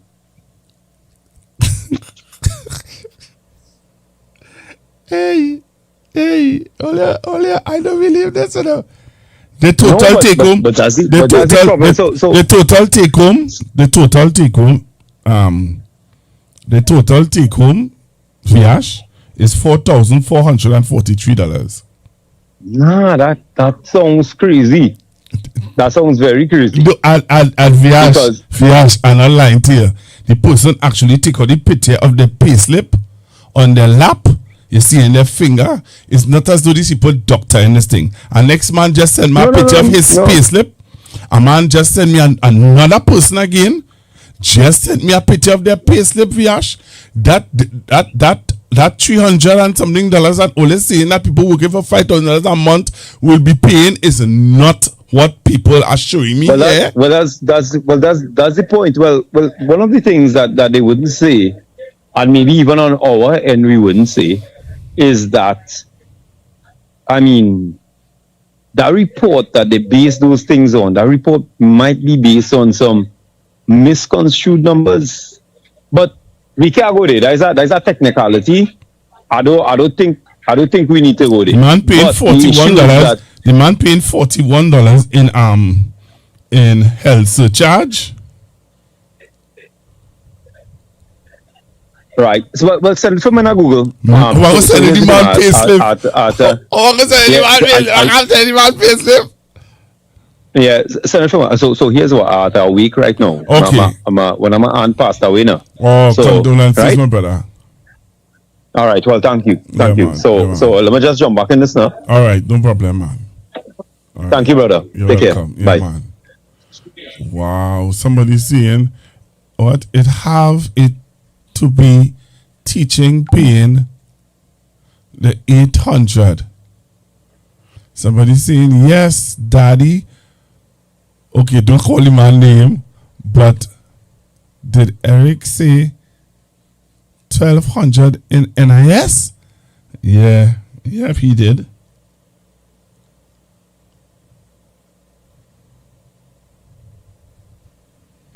Hey, only have people feeling it out here. You don't know people selling me payslip like mad here, yes? Wow. This is hard. This can't be right. Hello, good evening. Hello, Pastor Google. Hi, good evening. Yeah, here this now. I think I have a lot of confusion with this NIS now. I don't want to think, but I work with NIS for 40 years, and you see the first gentleman who was speaking here, he was telling you the correct thing, right? As the employee, we pay 1/3, and the employer is pay 2/3. Now, I watching a chart here. If somebody working for, let me say, $5,000, right? Every week, they will be paying $65.30, and the employer will be paying $130.60. So the employer will be paying 2/3, twice the amount, and the employee is paying 1/3, right? So that's $65.30 a week. You'll multiply by 4 because a month just have 4 weeks. So you multiply that by 4, which you might get 200 and something. And then sometimes if it's have a 5 week, which is 5 Mondays, you multiply the 65.30 by 5 weeks. So you multiply that by 5, we might get $226 I think it comes up to.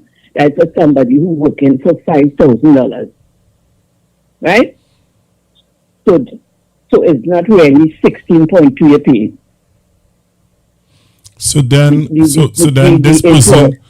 this person who sent me this picture of this payslip need to go. You see, they send you all the deductions when they deduct the thing, but that is a little bit of gross salary because the NIS is based on your gross salary. Right? So what he sent you, when I say about his take home, which is net pay, that's number we want. We want to know what his gross pay is. What he working for? You follow me? No, okay. So that's what I'm telling you. The gentleman who called the first time, I work in IB for 40 years. The gentleman who called you is correct. You're paying 1/3 and the employer paying 2/3. So as I watch it on the chart, as I'm seeing somebody between 4,008 to 5,006, they will be paying $65.30 a week. So see how much that person is paying, you multiply by 4, and sometimes you have to multiply by 5. that is what that person will be paying every month. It might be 261, I think, and 326. So I hope I clarify it for you. So is it that Mr. Manning misleading the house? Well, I won't go down that misleading. He just calculated only 16.2, but in terms of us, the employee, we're not paying 16.2. We're paying about 5%, 5.2%, somewhere around there. 16.2 is the total. But it's going up, but it's going up. No, but it's going up to 19.2. Well, I hope that's next year, but I'm talking about dealing with current year for 2026. I was talking about the chart is based on this year, 2026, January 2026. So at least I'm hoping that I was able to clarify that here. Okay. So the employee is not paying 16.2. That's basically what I'm telling you. Because the employee is paying 2/3 of that. So you have to divide it by 3, the 16.2. You have to divide it. Right? I hope I clarified it with you. Okay. All right. Thank you. You're welcome. Okay. Anybody else calling in 464-7003? But how come I didn't call in when Mr. Manning was on to clarify this? 464-7003. 464. Anybody else want to call in? And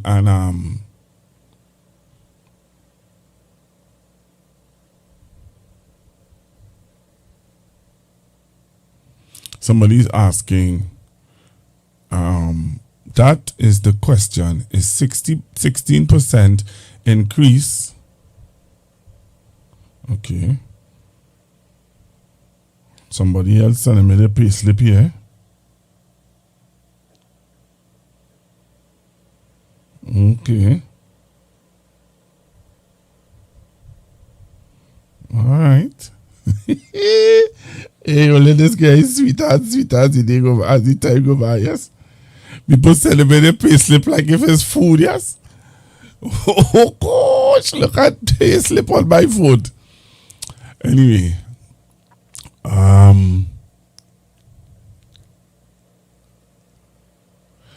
but based on what people are showing me and sending me here on my phone, people are paying a lot in NIS. Wow. Well, interesting. So taking all your calls, 464. What are your thoughts about the teachers? And it's going to affect your children. It's going to affect your children, your grandchildren. What are your thoughts about the teachers and they taking action? I wonder if the teachers are going to be down in the celebration in Faizabad on Friday, Labor Day. Do you think that teachers are going to go down to Labor Day? Or do you think that teachers are going to stay home? And we're still looking at the NIS issue. All right? We're still looking at the NIS issue. So the total amount will be paid 16 and then 19.2%. Everyone, okay, sorry. What's this? All right. You pay part and your employer pay the rest. All right.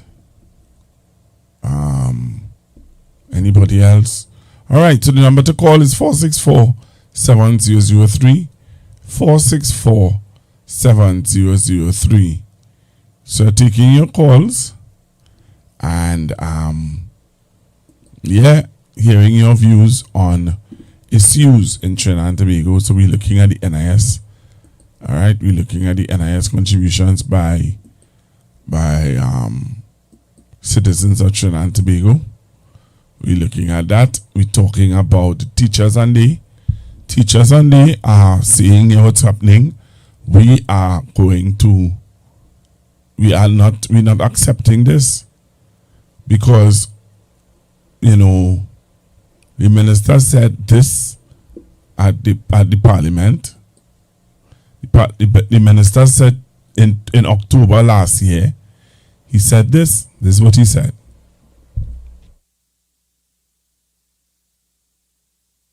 I would like, Mr. Speaker, to share some additional policy decisions that the government will undertake to public servants wins.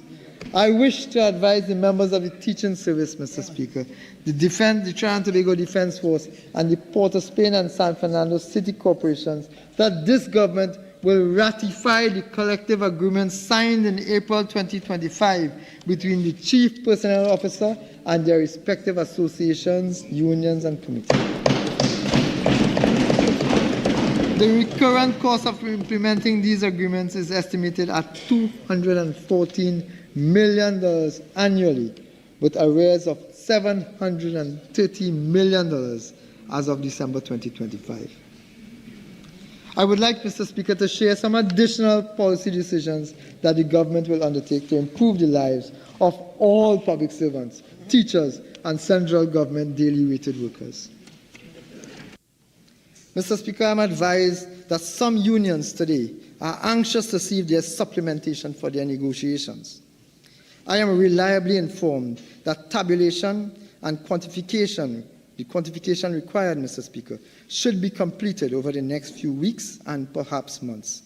And therefore, appropriate provisions will be made in the budget of fiscal 2027 to meet all obligations settled between now and budget 2027.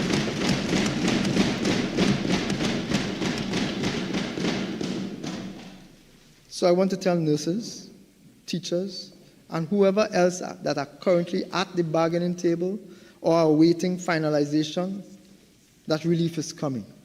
Relief is coming. The documentations are being provided now, and in fiscal 2027, Mr. Speaker, the relevant appropriations will be made.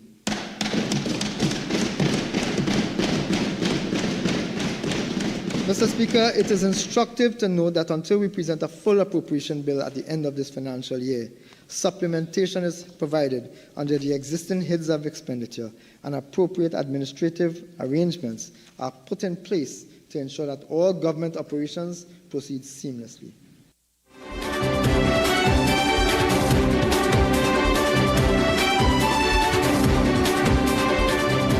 Teachers are threatening to withdraw the extra duties that keep schools running, and there are already reports of increased absenteeism ahead of tomorrow's national examination. The teachers' union says educators have reached their breaking point after learning that long-promised back pay has been pushed back yet again.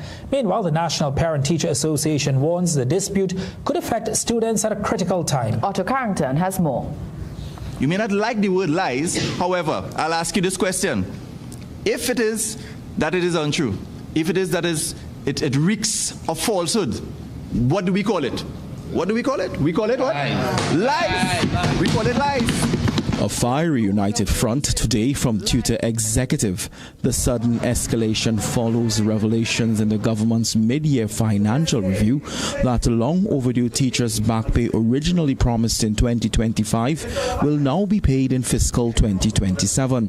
Tutor's President Crystal Ash slammed the state for what he calls blatant disrespect, noting that educators have been left empty-handed since signing a salary agreement over a year ago.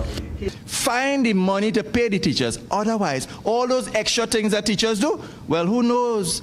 Not who knows. For sure, they're going to stop. They're going to stop. They're not going to be doing it.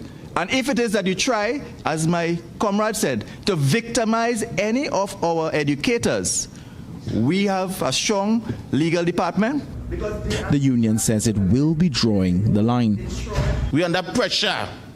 So, going forward, if our educators have to take a mental health day or a mental health half day or take some time away to gather their thoughts, to safeguard their mental health, then the association will stand with them. First Vice President Adish Dwarka explained that teachers regularly push themselves to give 150% through co-curricular and extracurricular activities. The state has penalized them by withdrawing the Employee Assistance Program. How are we repaid financially? How have we been repaid? Some of the little services that were offered to teachers so that they can take care of themselves have been pulled away. with the national examinations scheduled to take place on Thursday morning. National Parent Teachers Association President Walter Stewart said he has already noted poor teacher attendance across several districts today, resulting today in some instances with poor teacher attendance, with the possibility tomorrow of further heightened actions at a time when our students tomorrow are due to face national tests. Based on our discussions with Minister Dowlath, who continuously seeks to keep us in the loop on such matters of national importance. CNC3 News attempted to contact Education Minister Michael Dowlath and the Finance Minister Devendranath Tanku for comment. However, our calls and messages went unanswered. Otto Carrington, CNC3 News. The Oilfields Workers Trade Union has stopped short of saying whether it supports the government's decision to designate 15 no-protest zones across Trinidad and Tobago, even as 13 other trade unions have publicly opposed the measure. Asked about the restrictions which were introduced 3 weeks ago, OWTU President General Ansel Roger did not directly state whether the union agrees or disagrees with the policy. Instead, Roger said the OWTU is working closely with the government to advance and protect the interests of workers. The OWTU leader also dismissed suggestions of a rift within the trade union movement, despite some taking a more critical position on the government's actions. He insists the OWTU shares a common struggle with other labor organizations and invited all to participate in Labor Day activities on Friday. We continue to share a common interest with all of the trade unions, and that is the commonality in struggle, and also recognize that, everybody feeling the same pain, and therefore all of us, our mission has to be able to defend workers. He acknowledged that the OWTU is a proud member of the government's coalition of interests and urged other trade unions to work alongside the alliance, saying the OWTU has... All right, so you just heard the teachers and you heard Mr. Roshi. What is your view? 464-7003. 464-7003. What is your view? What's your thoughts on it? All right, what is your view and what is your thoughts on it? 464-7003. You can call now and tell me how you feel. Friday is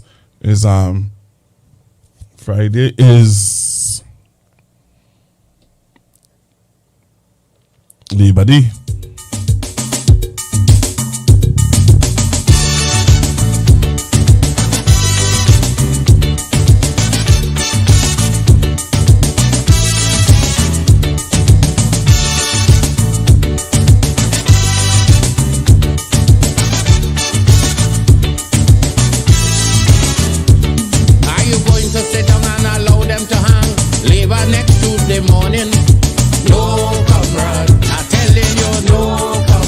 So the numbers to call is 464-7003. 464-7003.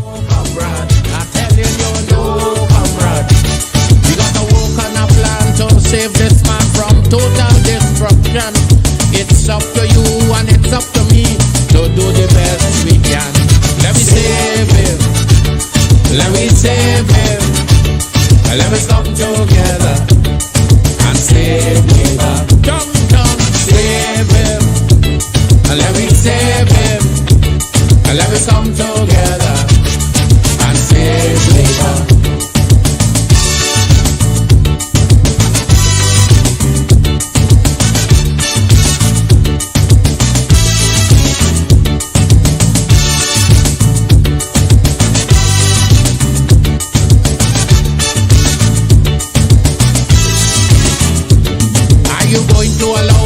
Of Uriah and Rienzi go down the drain. No, comrade, I'm telling you, no, comrade. Are you going to allow the lives of Weeks and Leonard to go in pain? No, comrade, I'm telling you, no, comrade. So I'm calling on Joe Young, I'm calling on Nunez, I'm calling on Michael too. Take back down your gun, trouble in the tongue. Let's see what we can do. Save him. Let me save him. Let me come together and save labor. Let me save him.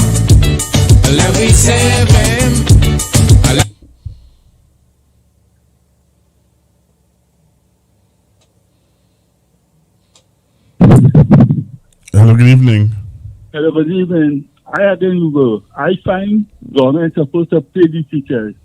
The teaching is a noble profession. The teachers make real sacrifice to educate the children in the nation school in Trinidad and Tobago. You understand? Then they start to the amount that they start to even neglect the family life to really make the sacrifice and dedicate the life to teach the nation children. This government is overpaid this year. How long the teachers go pay? The teachers have bills to pay. They have their own children that they have to maintain to go to school as well and let me tell you something. Teachers is part of the whole development of Trinidad and Tobago. If it's part of the human resource, right? Without teachers teaching children for the children to become professionals in the different social areas, children won't be able to develop. Teachers is what developing it's part of the whole development of Trinidad. And for years now, they asked the government to pay them the money. The government finding money to do all kind of other things, all kind of different things that some of them think is necessary. What about the teachers? Pay the teachers the money. It's time for them to get the money. They work hard. They over sacrificing. They bend over backwards. They're doing things. Sometimes they have to take money out of their own pocket to spend things in schools. All that teachers have to do in Trinidad with all them different schools. It's time for is a total disrespect not to pay the teachers. And I support the president. If they don't get the money, and the government they want to pay them, stay away from do something to oppose the government to pay them then. They have to do something. To say, oh God, come on them. They can't be teaching teachers like that. They total disrespect and they saying, how much time they go with? Say 2013, I think that they get a proper raise. It's time to raise them now. It's time to get them the money. They work hard and make sacrifice. All right, thank you. Okay, thank you very much, caller. All right, continue to take your calls on 464-7003.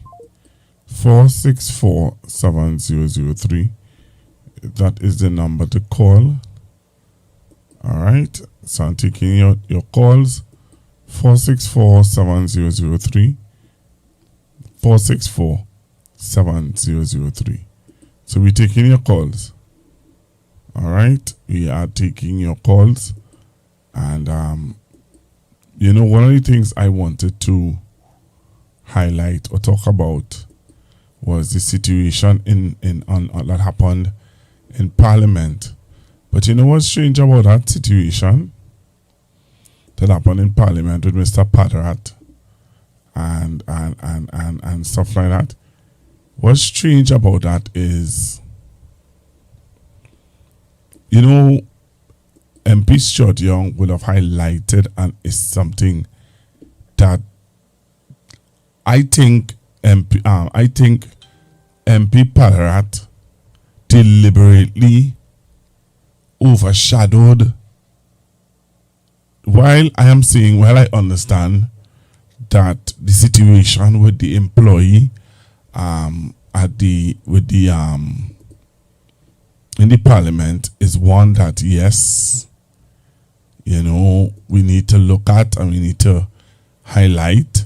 But that situation that MP Young would have brought up it actually went over people's head. And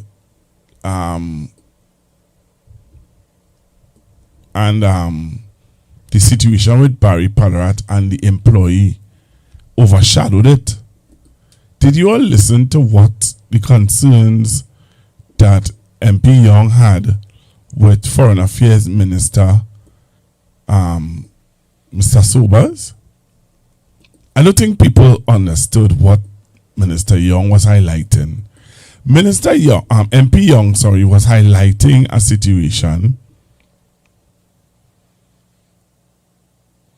right, that I think a lot of persons would have,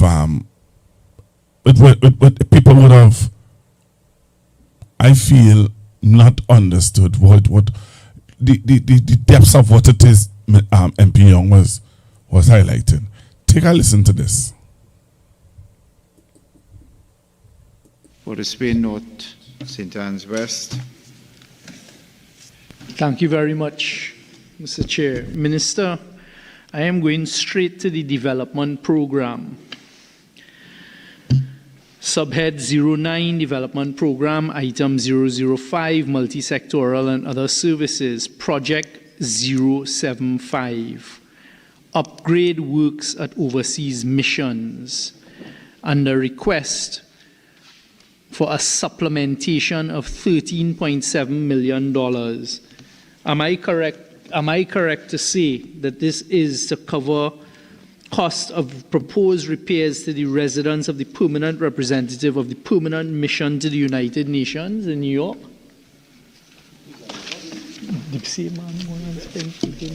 It is? Yes, member. Who is the current permanent representative for Trinidad and Tobago to the United Nations in New York? Ambassador Neil Parson, member. Are you aware that this same individual spent taxpayers' money in Washington, D.C. when he was there at a sum of over, if I remember correctly, $20 million putting down palatial residence? Is it the intention to do the same here in... I am asking my question. I don't think that arises for... But it must arise. It does not arise. No, yes, but it arises for the... Minister has answered the question. Whether the minister is aware of whatever happened before, hold on, in a period that did not fall within his tenure, about a palatial residence and upgrade doesn't fall to be answered at this committee. I suppose you can do it in another way. I can, Mr. It doesn't fall to be answered. Mr. Chair. I did not even reach the question. Yes. I am allowed 5 minutes to get to my question. So in providing context of the individual involved and his past history, I am now going to what appears to be another such opportunity. This $13.7 million, is it for the residence of the permanent representative? First question. Yes, member. Who is doing the procurement for it? Member, this was done pursuant to a joint site visit conducted by the Ministry of Works and Infrastructure and the Ministry of Foreign and CARICOM Affairs in 2024. Right. Several deficiencies were identified at the residence that rendered the building uninhabitable for use, resulting in the incurrence of the use of rental accommodation and associated costs. The proposed upgrade works are therefore necessary to restore the property's safety, functionality, and efficiency, included but not limited to roof and ceiling replacement, structural repairs to prevent further water damage, surface crack repairs and repainting, electrical repairs and new fittings. Completion of these works will allow the property to be returned to its intended use and significantly reduce the continued need for rental accommodations. This was done based upon a request from the former ambassador under the People's National Movement. Minister, are you aware, because this is just the only supplementation is for New York, every single embassy we have around the world has similar requests. So for example, Venezuela, I haven't finished my question. So for example, Venezuela, for the whole period, we're requesting the same thing. My question is, why the prioritization of a residence for Parsons? Remember, that question does not arise. What I would say to you, you are correct. The majority of a lot of these missions and embassies and housing accommodation was left to rot under the last administration for 10 years. And the first one you decide to do is a person who has undergone the same thing. The first one I decided to do was based upon documentation that was forwarded to the ministry. Over 20 million. It was left for 10 years by you and your foolish administration. It was not left out of If you had any the member of opposition. Members, was there quite comfortably. Members, stop this exchange. The question has been asked and answered. Unless there is another. Unless. Mr. Chairman, may I draw to your attention, and this is not the first time this has happened. The technicians who are operating the audio system of the Parliament cannot determine who they want to listen to.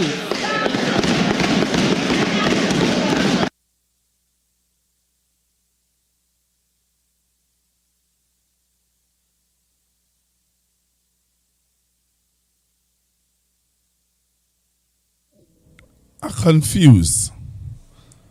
So, MP Young was questioning the Minister of Foreign Affairs about the consulate and the building and the repairs of the building that is going to cost $13.7 million to the government say they don't have no money. The government saying they can't pay teachers their back pay. The government saying all these different things. Right? But they're going to fix a building in New York for $13.7 million. MP Young was talking to Minister MP for Tabakit, Mr. Subas. Listen to me. $13.7 million to the UNC and them who on the live. $13.7 million. You all are going to spend to refurbish a consulate in New York. But Barry Parat realized, but wait now. That man shining me up with that 13.7 million, boy. Let me make a bacchanal. In the back and forth with Mr. Sobers and Mr. Young, you were hearing when the microphones are going on and off, on and off, on and off. Because, you know, two cannot speak at the same time. So as an engineer, you put on who is talking, you take off who is not talking, because you don't want it to come across as a fish market. Barry Padarat boy, move the attention from the $13.7 million to a microphone talk.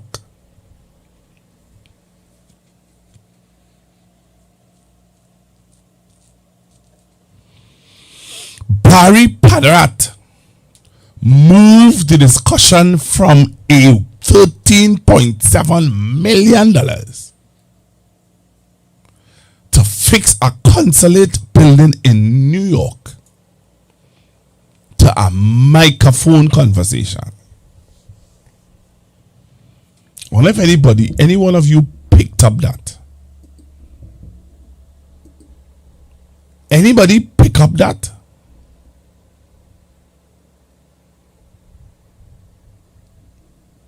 Eh?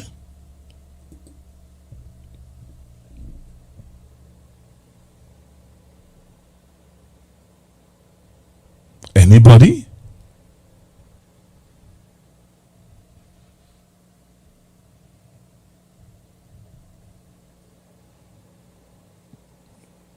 Anybody?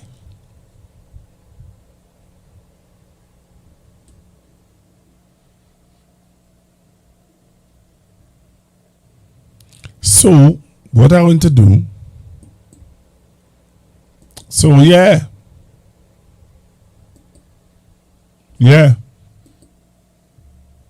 So, I don't know, Somebody say, why they don't use that money to fix homes for people?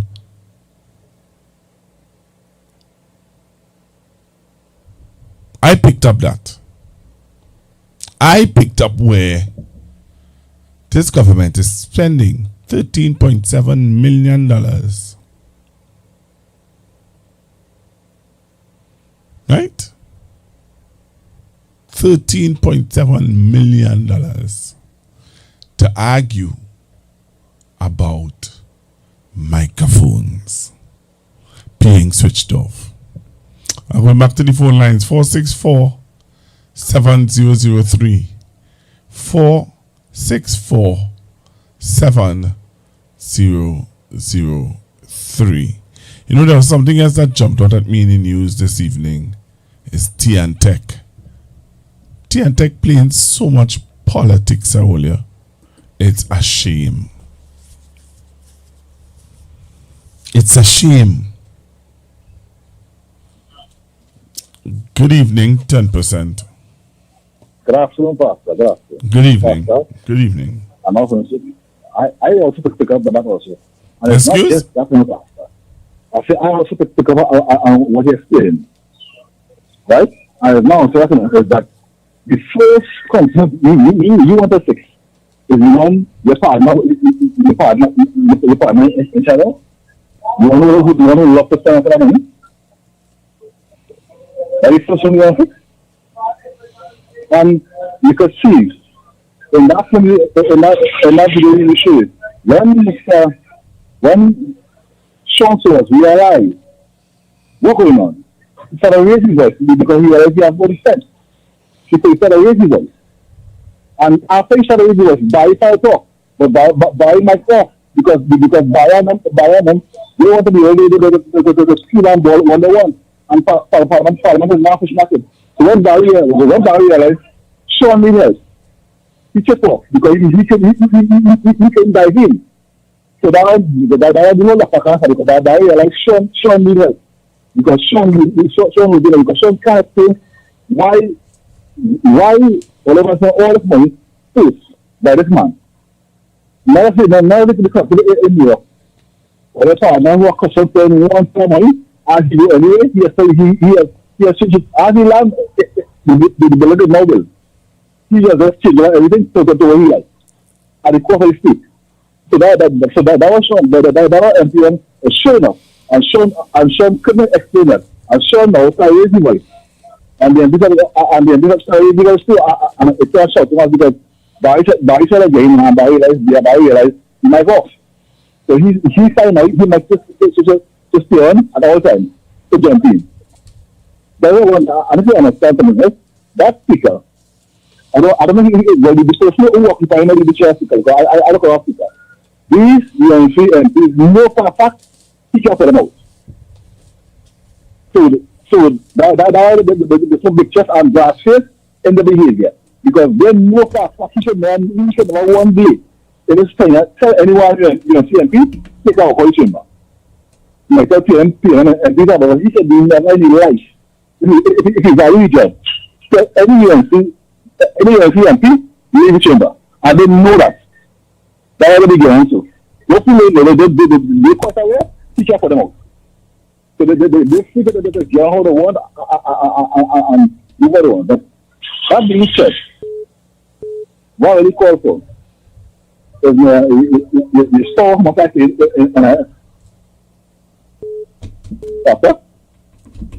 I'm listening to you. Hello? It's your show.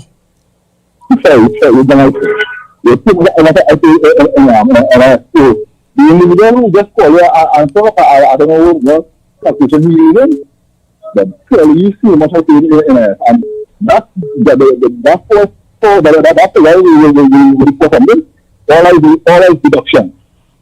You must say it's not woman. Your singing distorted a little bit. I don't know why. Hold on. You know? Go ahead. Let me see. Yeah. That's it. I already thought of something, you know? That is deduction. That is deduction. However, the net pay is not going with.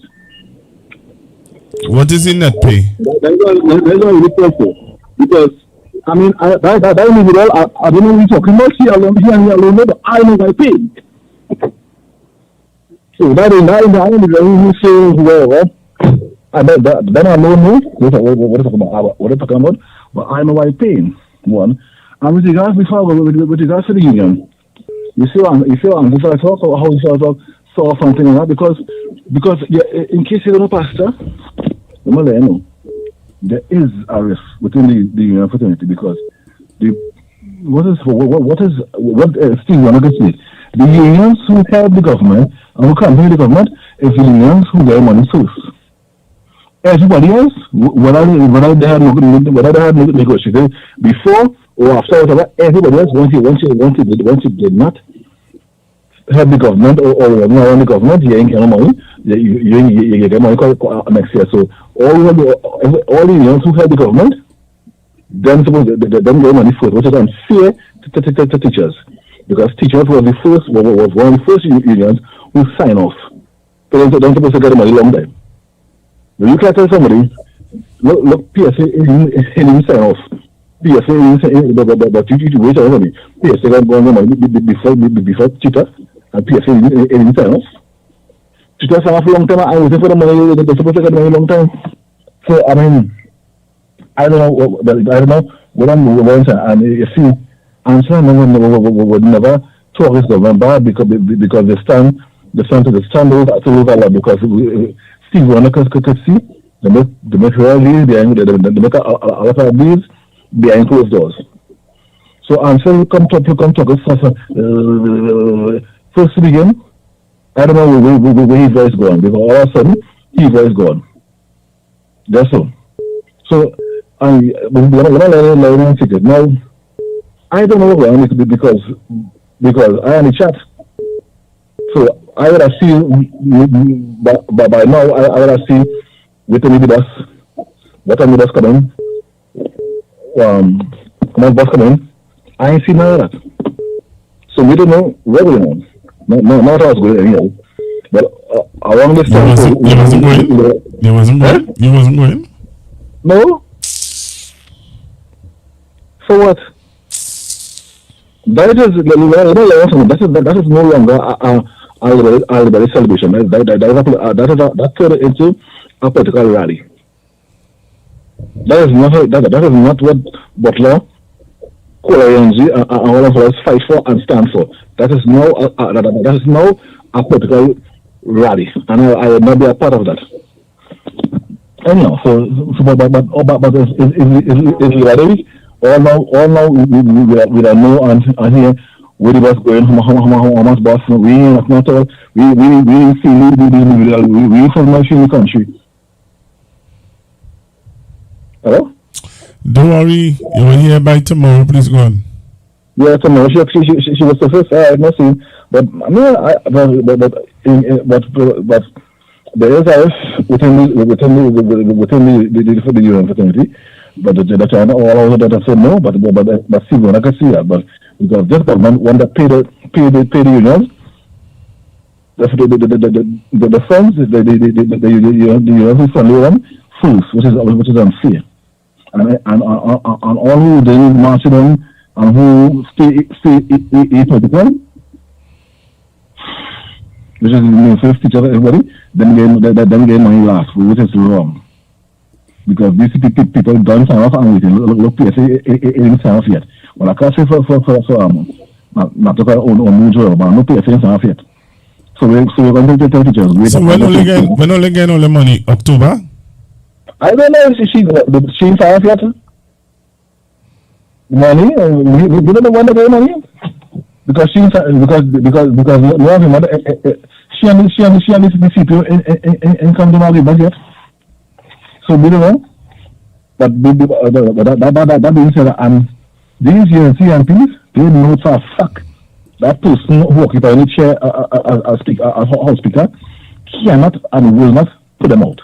Hence, there is no one again. So, and Barry believes he is low and good. He could jump in and shout and get how he wants anything he feel like it, and that is not Parliament. But what he pick up also is that Sean couldn't explain to Sean Subos couldn't explain to me another MP why they would answer all our money in New York, and he lose if he actually did the rated good. Sean saw lose cool. He said go up in gears.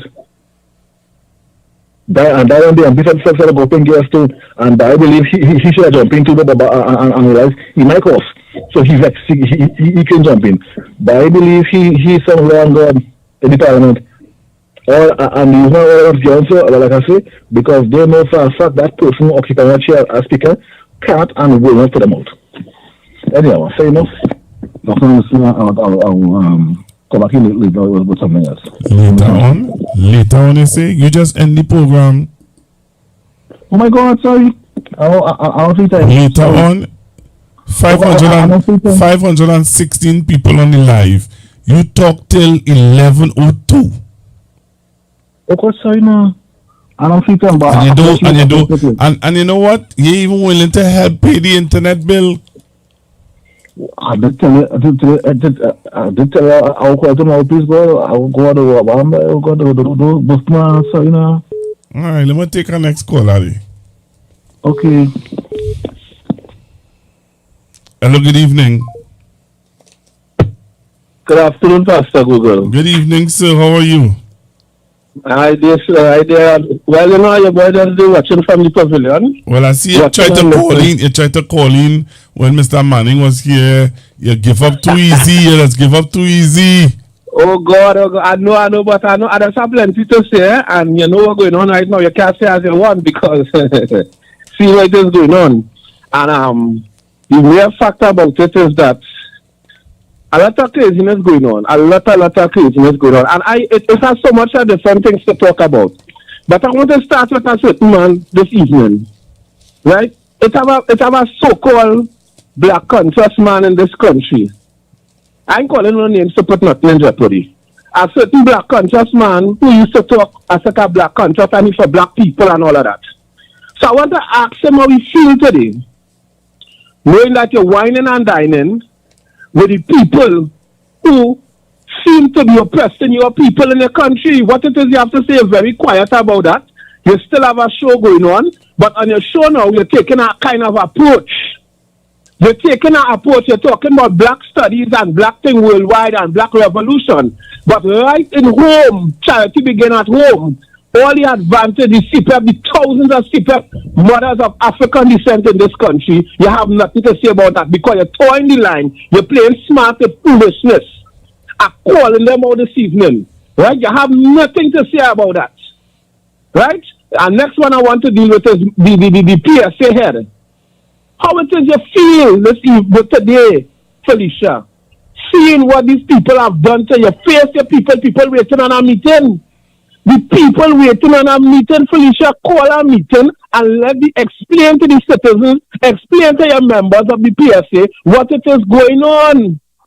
But all they buy cat and bag and all they sleep, all they went in bed politically with his government and all they pay the price. And all they know, all they ashamed, so I cannot wait to see what is going to be said on the 19th of June, which is Labor Day. I am waiting with bated breath.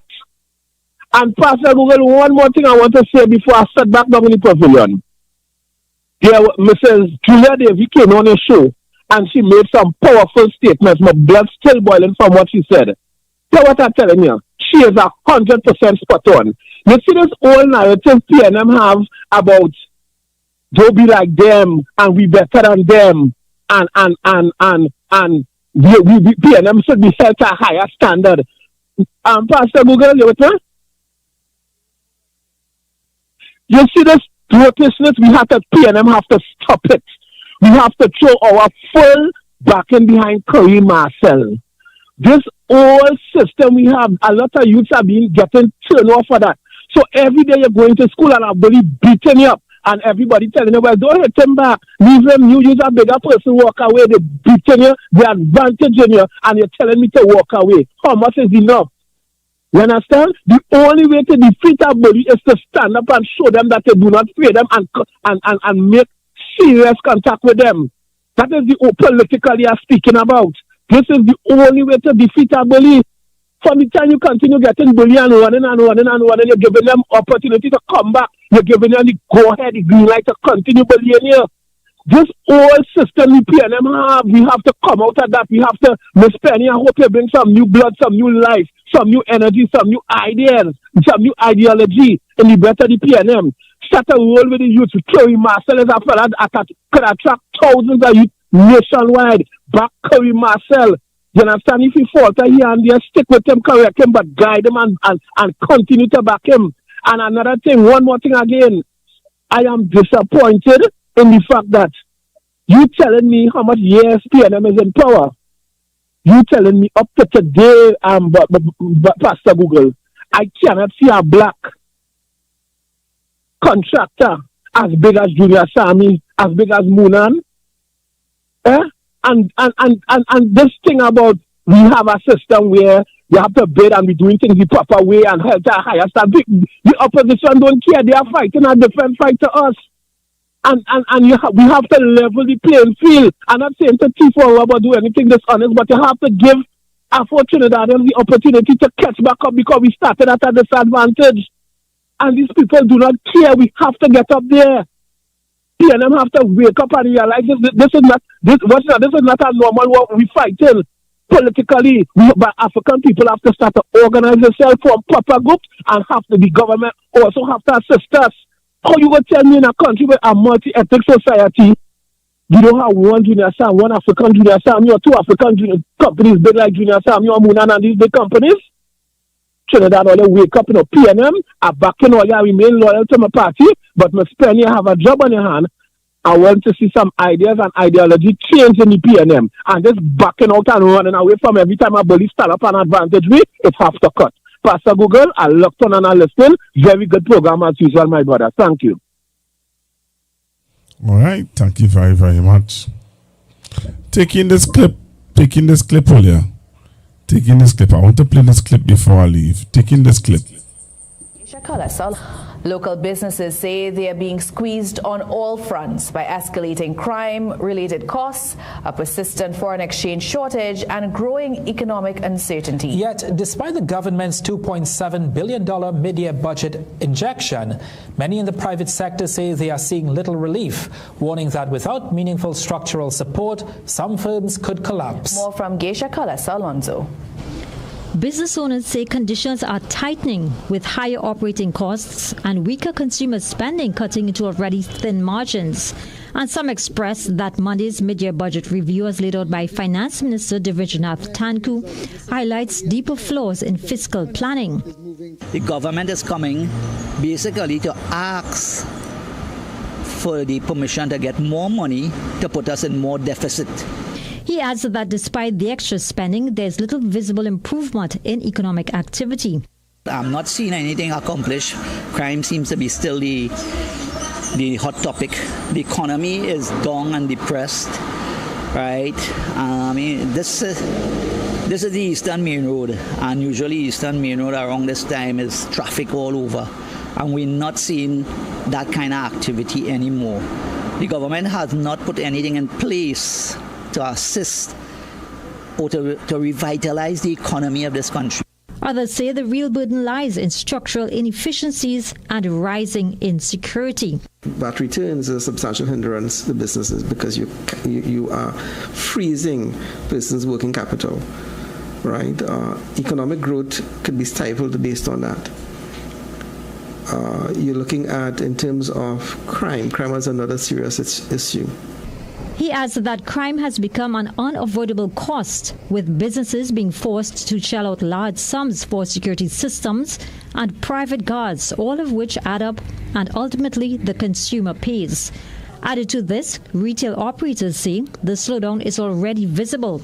Everybody will tell you how bad this economy is, and it's getting to a state where tenants cannot pay their rent.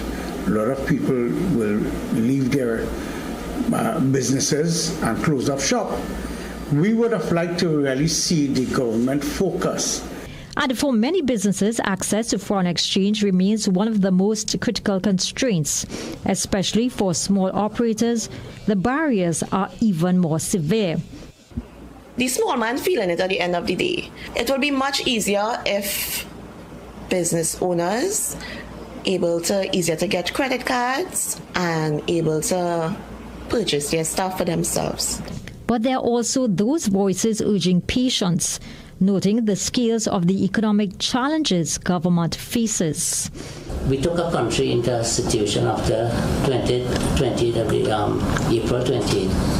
and the government has been plagued with a lot of problems with finances in the different areas, having took a whole look at the whole economy, the treasury, the ministries, the different things that is happening.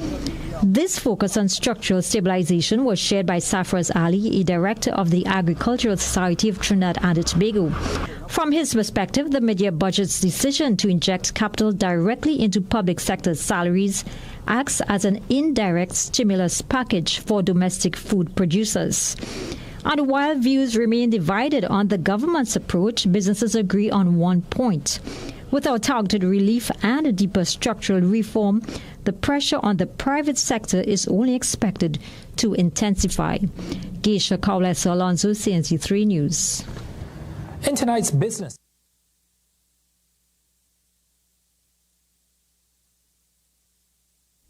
Business people feeling it, you know. Business people feeling it.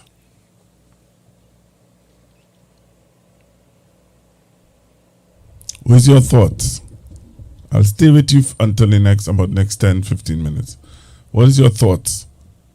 What is your thoughts? 464-7003. Hello, good evening. Hello, good evening. Manchester United, good evening. Good night, Pastor Google, and to your audience. I have a few questions, a couple things bouncing around in my head. Regarding the repairs to the property for the consulate, the 13 or 12 point something million, that's TT currency or US currency? I would think it's TT. Okay, because that will equate to about $2.25 million US. And I'm trying to figure out, well, what extent of repairs are they going to do? And I'm a little amused because this is coming from a government who didn't want to fix President's house around the Savannah a couple of years ago. So, I just looking at how at home you didn't want to fix something, but you're ready to go and fix something in another country.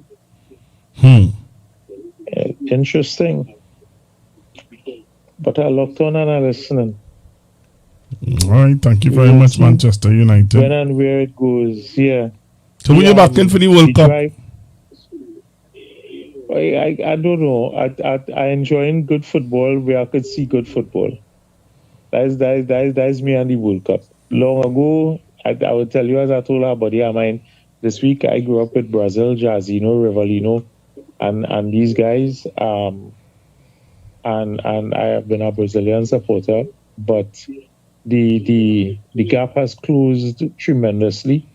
So I just want to see good football. I see a high standard of football. I'm happy. Everybody come together and unite. Okay. But you saw, I don't know if you are aware of how much African countries participate. They're doing well. But how much African countries are not allowed in the US?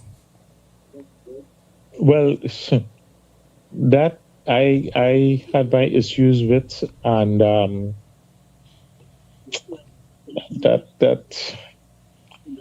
that is mankind being nasty and wicked and everything else. And you could spin so many different things with that. When you look at the referee, who was recognized as one of the best in Africa, denied entry, and I was touched by the turnout of his home people to come out and welcome him back, like a true prodigal son that returned. But that's the world we in.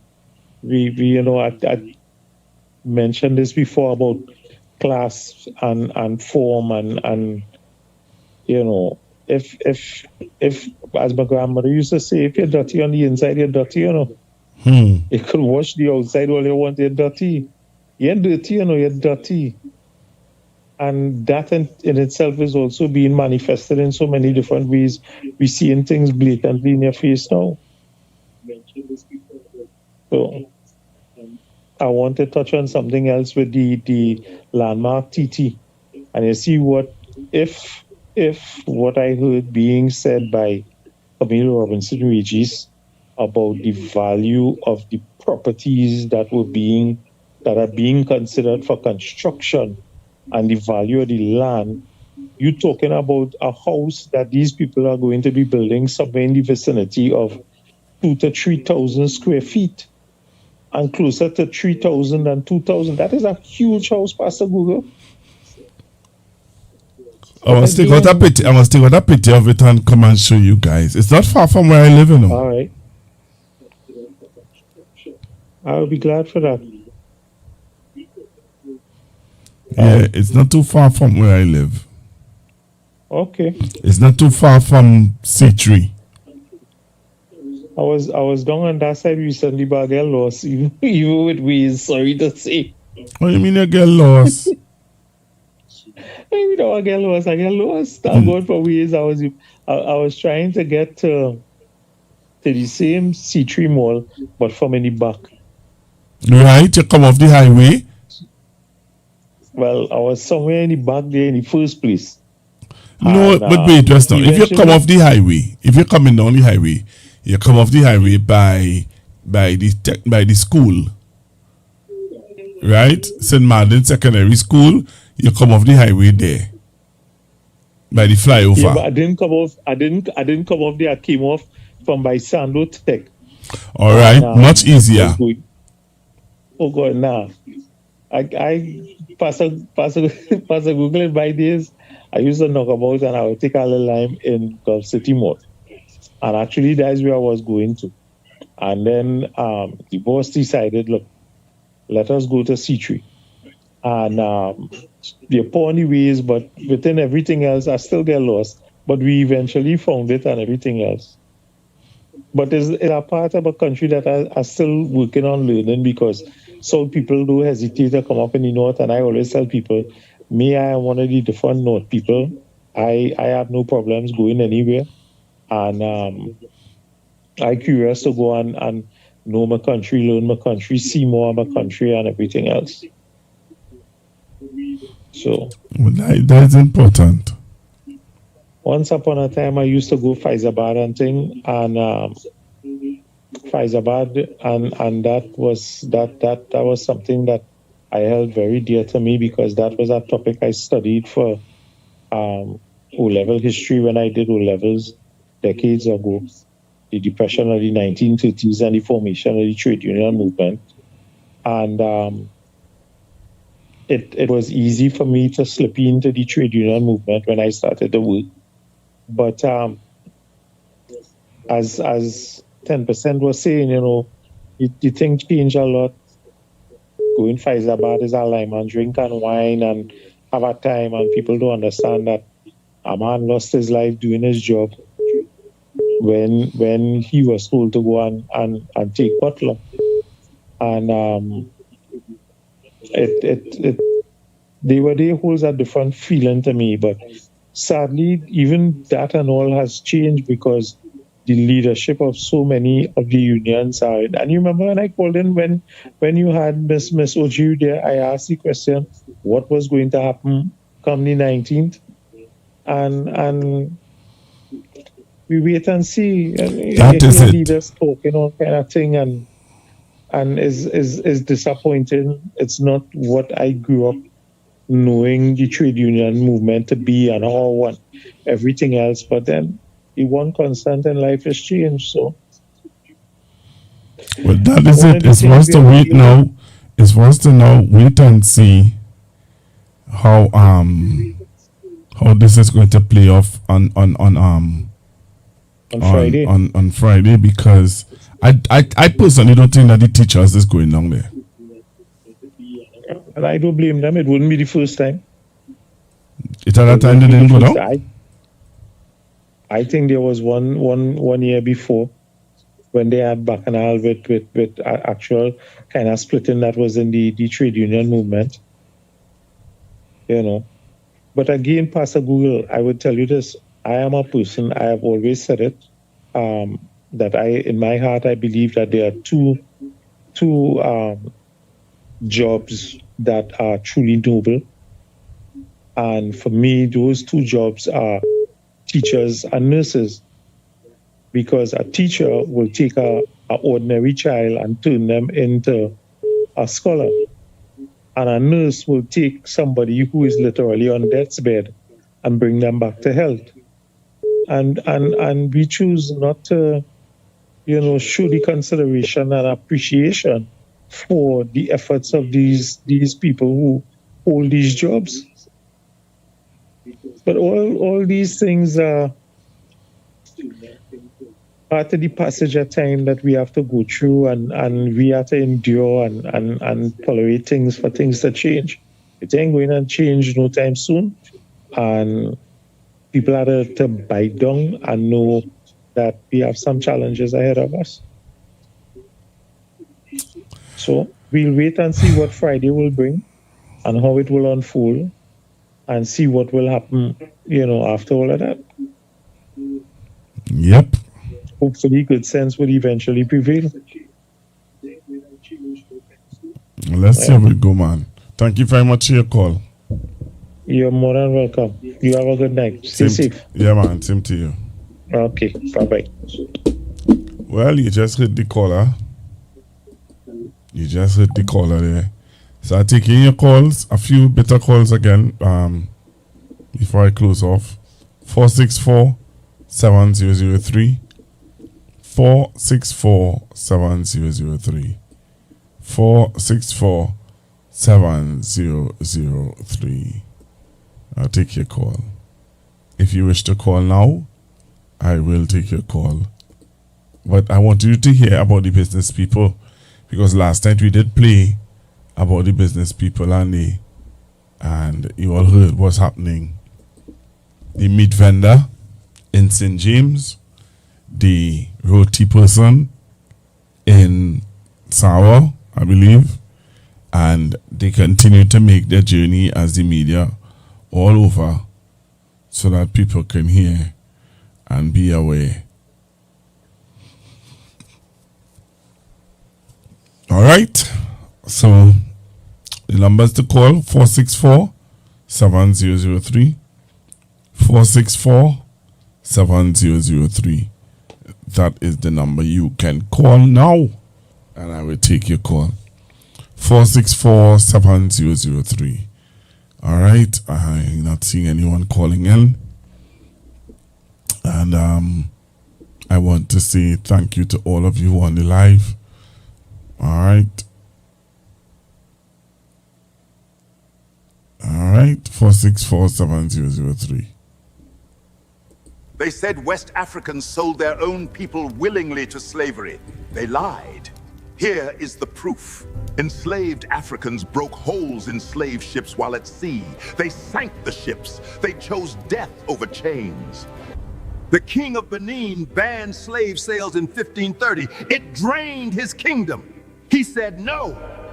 Queen Nzamgai fought the Portuguese for 40 years. She would not give her people away. She never surrendered. African mothers preferred their children drown rather than let slavers take them away. They chose death over slavery. In 1595, 10,000 enslaved. Hello, good evening. Hello, good evening to you, Pastor Google, and to all your viewers listening. Just to touch on the point where the penultimate caller before asked, where is African people's large contractor like Junior Sammy? Well, I know of one for sure, that we have one, and that contractor got the contract to fully renovate Skinner Park. That contract was awarded in 2018 under Dr. Keith Christopher Rowley. And I remember when that contract was awarded, in the parliamentary question time, the UNC was asking, why was this contractor selected? Is this contractor qualified for this large scope of work? Why so much money? So to that caller wondering when African people will be graduating to large contractor status, well, we have one. That contractor is called York Structures, right? $149 million contract that fully renovated Skinner Park in San Fernando. Now, Mr. York is now deceased. His daughter is running the enterprise now. And what I've heard is that York Structures are doing major things up in the Caribbean also. So we are getting there with large contractors, the size of Junior Sammy, Sierra Ram Brothers, and Kusals and it. So we're getting there. So let me chime in now, because Yes, I was waiting for somebody to say it. I was waiting for somebody to say there is a group of young men, black contractors who built the San Fernando waterfront, who started the work on the San Fernando waterfront. Right. Those are the young men. If you come to San Fernando and you look at the walkover by Mbakade, those are the young men who built that walkover. Those are the young men who built the fishing the fishing depot. Yes. The jetty. Yes. By the water taxi there. Yes. Yep. Those are the young black men. There's 4 of them who built that. Those are the young men also who would have done the land reclamation, where they would have taken back some land from by the fishing depot there. Right. So those I think also they worked on the customs and excise building as well too. Yes, they did. Yes, they did. Yes. So yes, there are some, and even on the highway to Point Fortin, the culvert and all of the certain major road flyovers and stuff like that. It was a young black man from Point. I remember Dr. Rowley boasted about him. A young black man from Point Fortin who would have done that work. Yes, and also there's some black contractors that worked on the Red House restoration also. Yeah. Yes, I remember that.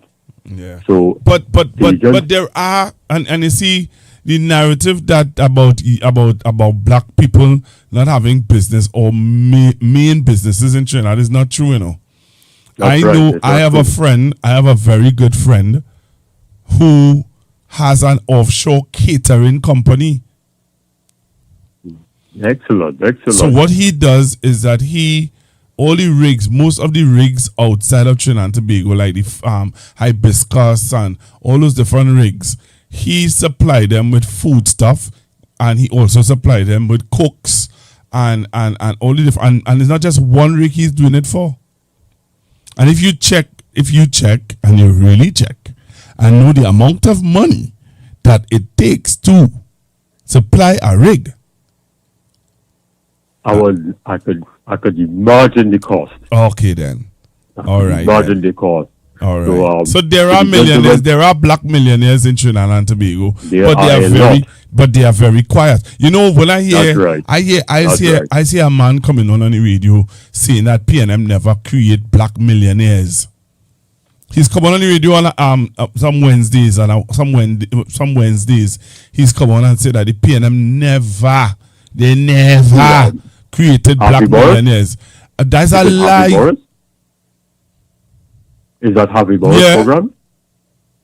No, I think Mr. Boris might be misguided. I don't think that's true. No, that's not true. When they say that PNM have never created black millionaires, that is not true.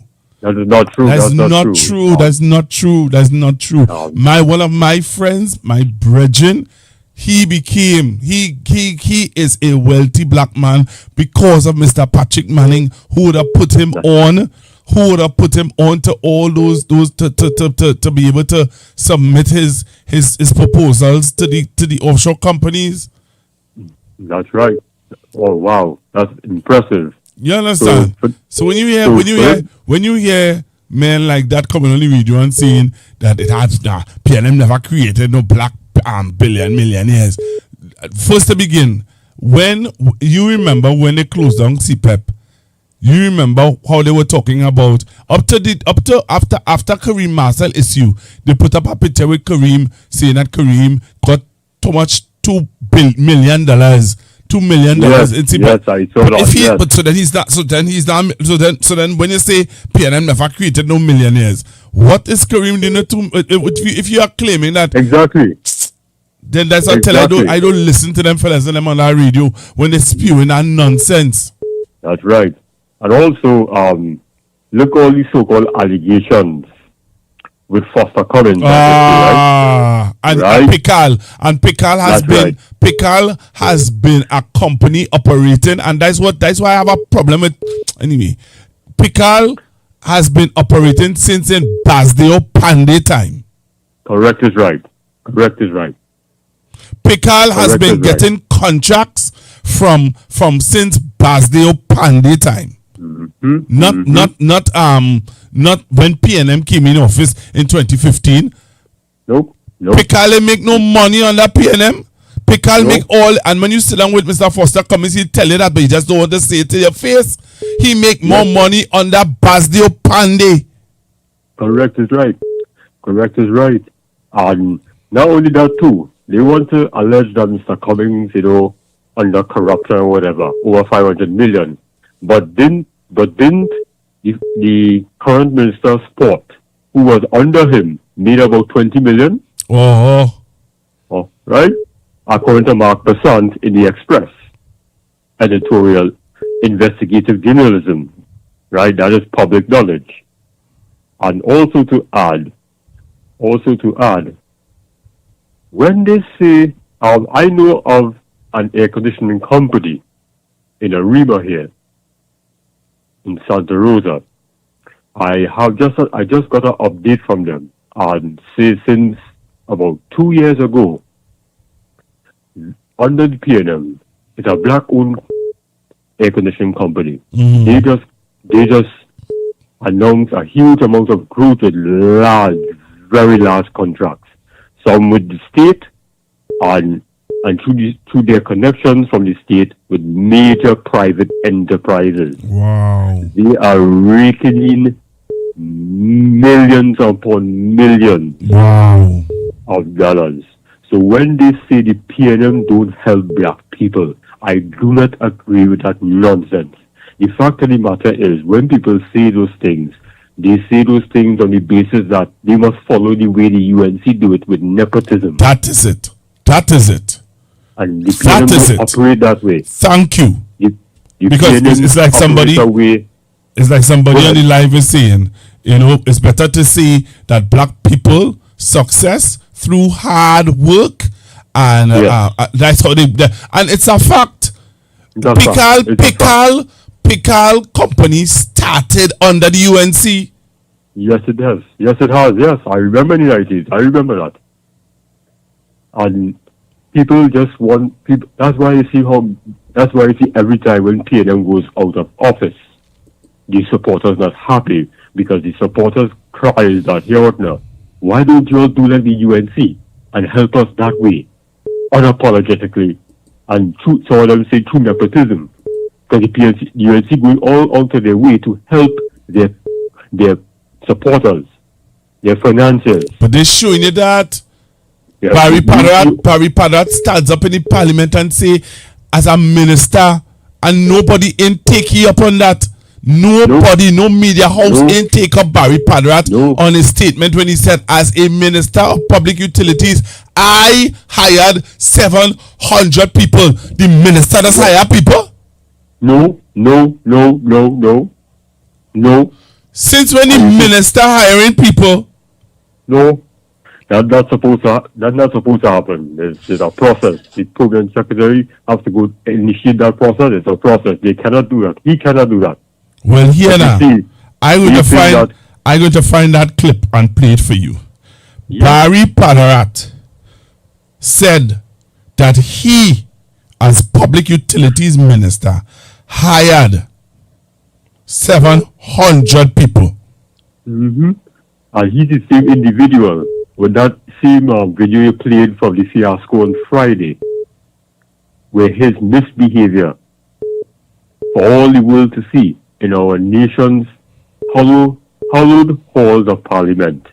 After that scenario simmered down, Barry Padarat said, hey, we in charge now. So basically insinuating and reiterating the point, we have a constitutional majority, we could do what we want. Nobody could police us. That's why you see now all these nepotistic allegations of corruption with the same project you mentioned in Allenby, San Fernando, and the other one in Cuba, and the $3.4 billion in HCC.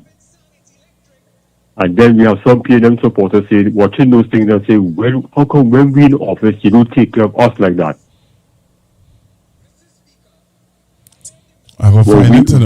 We operate differently. We have to do things where there's a proper paper trail, just in case the UNC and they raise any allegation of corruption, they could clearly see that a proper tender process was followed, and this contractor was totally qualified to do and execute the job expertly, correctly, safely, and within budget. Where there is, even if the UNC raises any kind of issue and want to take it to court, they will not hold any. They will not have any case. It won't hold no water, and they will lose because everything was above board. How come the work structures up to this day not going to court and there's no allegation of that contract? Look how beautiful Skinner Park is. Thank you. World-class quality work.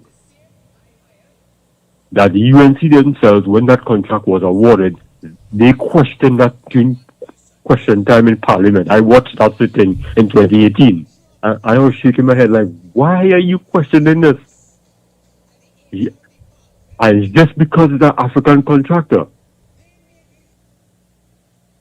Because they perceive that African contractors not supposed to get large contracts, not supposed to grow, and not supposed to be on that scale. Like they see Junior Sabi, Kusal, Sivaram Brothers, and also those Syrian contractors on here as well. Well, caller, you know, I find the clip, right? You found it? I find the clip with Barry saying he higher. Play the clip. Listen to it. Wow. And it's one of their own who put it up and like he even realized what he do. Listen to this Trinidad and Tobago. Oh my gosh.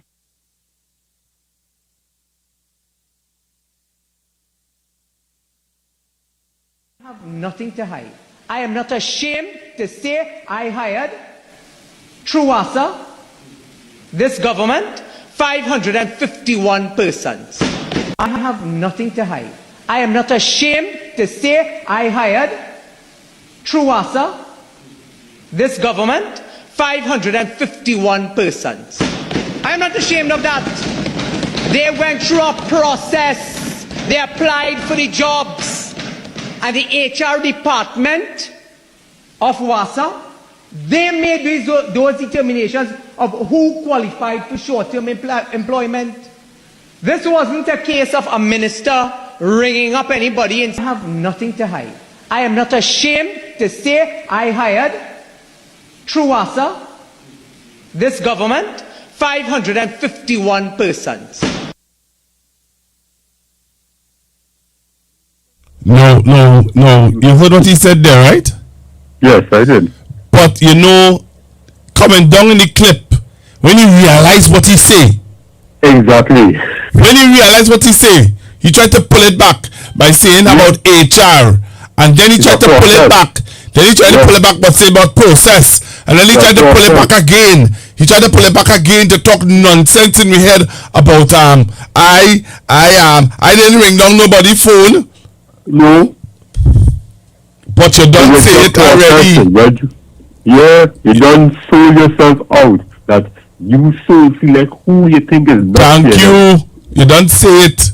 You don't say it. Said it. Because they're so boisterous and they want to boast and get revenge on the PNM. That hey, we ensure that the people that we selected is of our persuasion. But I can't say that literally. I have to codify it. But then he done sold himself out because hey, you said, well, hey, we went through a process. This government, right, through HR, meticulously went through all the qualifications. Lie. Yada yada yada. Lying. Lying.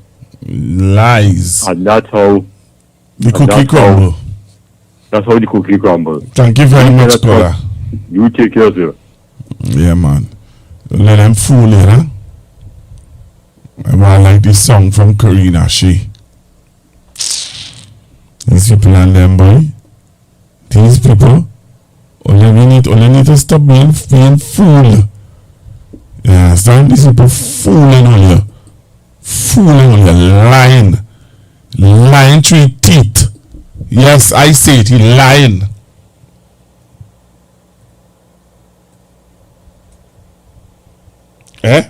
Lying. You stand up on a podium and talk. You stand up in the parliament, you know. In the parliament, you know, and telling me you ain't he said I hired. Then when you realize what you say, you want to pull it back now and talk about parliament and no HR and talk about HR and HR. Oh please spare us, spare us with your lies. But again, Trinidadians again. I don't know what it is with our nation when we like deceit, deception, and lies. You understand? We love deceit, deception, and lies. You can't tell me earlier. This man blatantly lying like this in the parliament. Blatantly lying.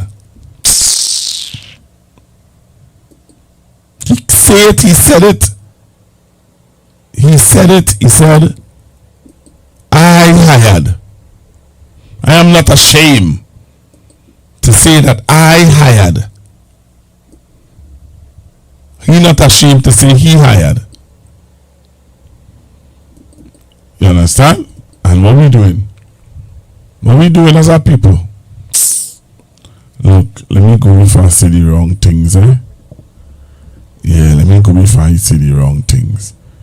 Only wake up, Wake up and smell the coffee. Trinidad and Tobago. Get ready for an unforgettable evening of music, memories, and magic. On Saturday, June 20th, the legendary Carol Addison returns to TNT for one spectacular Father's Day concert experience. Just for Dad, taking place at the iconic Queen's Hall, St. Anne's. This promises to be an evening like no other. The Winifred Atwell Hall at Queen's Hall comes alive with Carol Addison. Special guest performances by the electrifying Carrie Lyons and the sensational Carol Jacobs. With special guest appearance by Dane Gulston, bringing together elegance, energy, and pure Caribbean excellence. Just for Dad. June 20th, Queen's Hall. General admission tickets cost $300. Get your tickets at the Queen's Hall box office and the Trini Shop, Trin City Mall in Port of Spain. Or call 681-1516 for more info. The perfect way to celebrate Father's Day, because he's worth every moment. Showtime, 7 p.m. sharp. Brought to you by Ghana Artist Management Events, FT Farfan, Shamir, Bees Ice Cream, and supported by I-95.5 FM. Special reserve tickets are now available only at Queen's Hall at $500 each, which entitles patrons to a meet and greet mixer with refreshments after the concert.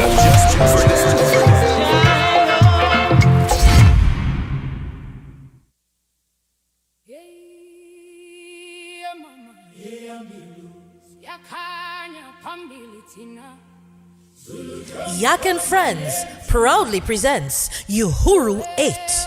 Join us on Saturday, July 25th from 4 p.m. to 8 p.m. at the City Hall Auditorium, Harris Promenade in San Fernando. This year's celebration is held in honor of Mr. Anthony Kamiziong as we continue strengthening our African ties through culture, unity, and heritage. Experience an unforgettable evening of African dance, powerful drumming, cultural expression, and a great food. Early bird tickets are $350 admits 2 and $200 admits 1. Come dressed in your finest African attire for a chance to win Best Dressed Male and Female. Celebrate African culture. Celebrate freedom. Celebrate Uhuru 8. For tickets, contact 684-1792 or ticket outlet at Something Special with Finishing Touch at Ritz Plaza, number 25, St. James Street in San Fernando.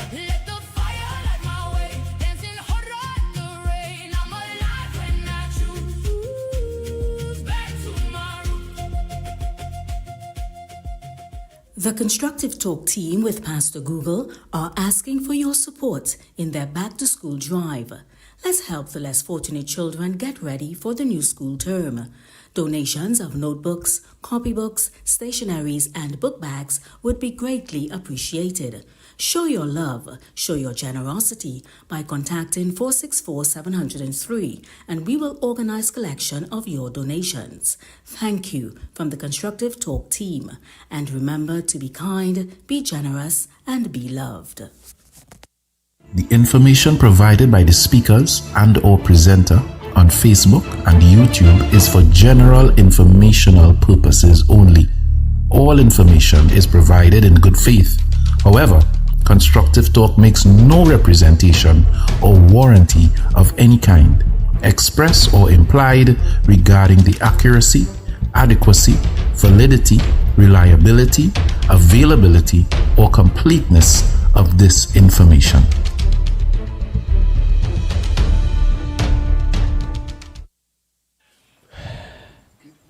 Good evening, Trinidad and Tobago. Thank you for watching my father on this Constructive Talk, and I hope that you can subscribe to the page and come back again, because he has a lot of important things that he could talk about. And thank you for liking my father's content, and thank you for liking the background. I helped him got it. Bye bye.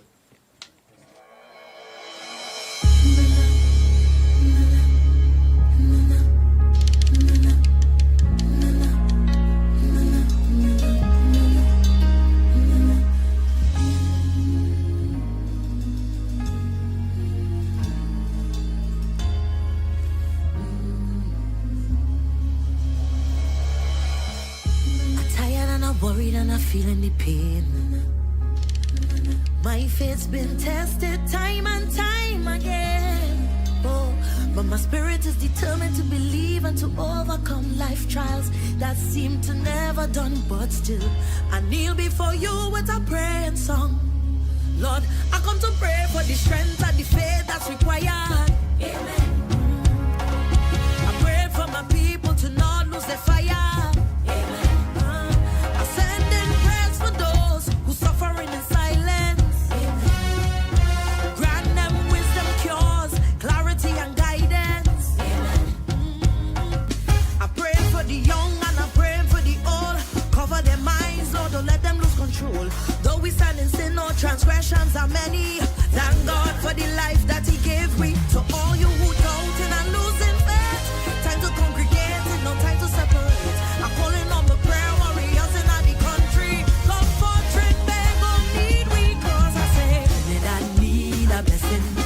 Tobago need a blessing. Tobago need a blessing. Amen. Trinidad need a blessing. Tobago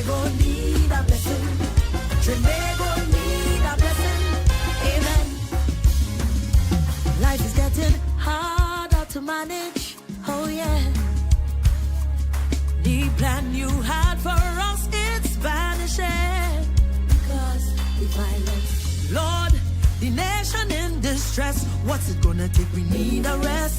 It's time that we repent and we confess. Cause Lord, I'm tired of the bloodshed, it rising in numbers. Amen. I'm tired see the youth choose the path of plunder. Amen. Can't walk the street in peace is a problem. Amen. Father, intervene, please save your children. I pray for them gangs and surrender your soul. You're not fully done, but you're fully in control. To change up your mindset and clean up your community. Thank God for the life that He gave we. So all you who doubting and losing faith, time to congregate and no time to separate. I'm calling all the prayer warriors in the country. Come for Trinidad, need we cause I say Trinidad need a blessing. Tobago need a blessing. Tobago need a blessing. Amen. Trinidad need a blessing. Tobago need a blessing. Tobago need a blessing. Amen. Deception is spreading, it's trending. Oh yeah. Greed and lies has surely shake we faith. Hearts gone cold, the wicked quoting well. Doubt in a place where hope should dwell. We all have to answer to you, so knees go bend. In the end, Lord, I pray for the leaders to lead with integrity. Amen. So my people could thrive and provide for the family. Amen. I really fed up on the racism, hate the division. We all have history here, don't matter your religion. I'm praying for all them false prophets that mislead your flock. Lord, open the eyes of the sheep that they mock. I pray in your strength and we in solidarity. Thank God for the life that He gave we. So all you who doubting and losing faith, time to congregate and no time to separate. I'm calling all the prayer warriors in the country. Come for Trinidad, need we cause I say Trinidad need a blessing. Tobago need a blessing. Tobago need a blessing. Amen. Trinidad need a blessing. Tobago need a blessing. Tobago need a blessing. Amen. With you we walking through the fire. Amen. To make it we must stand together. Amen. To build safer communities. Amen. Enjoy the life that you give we.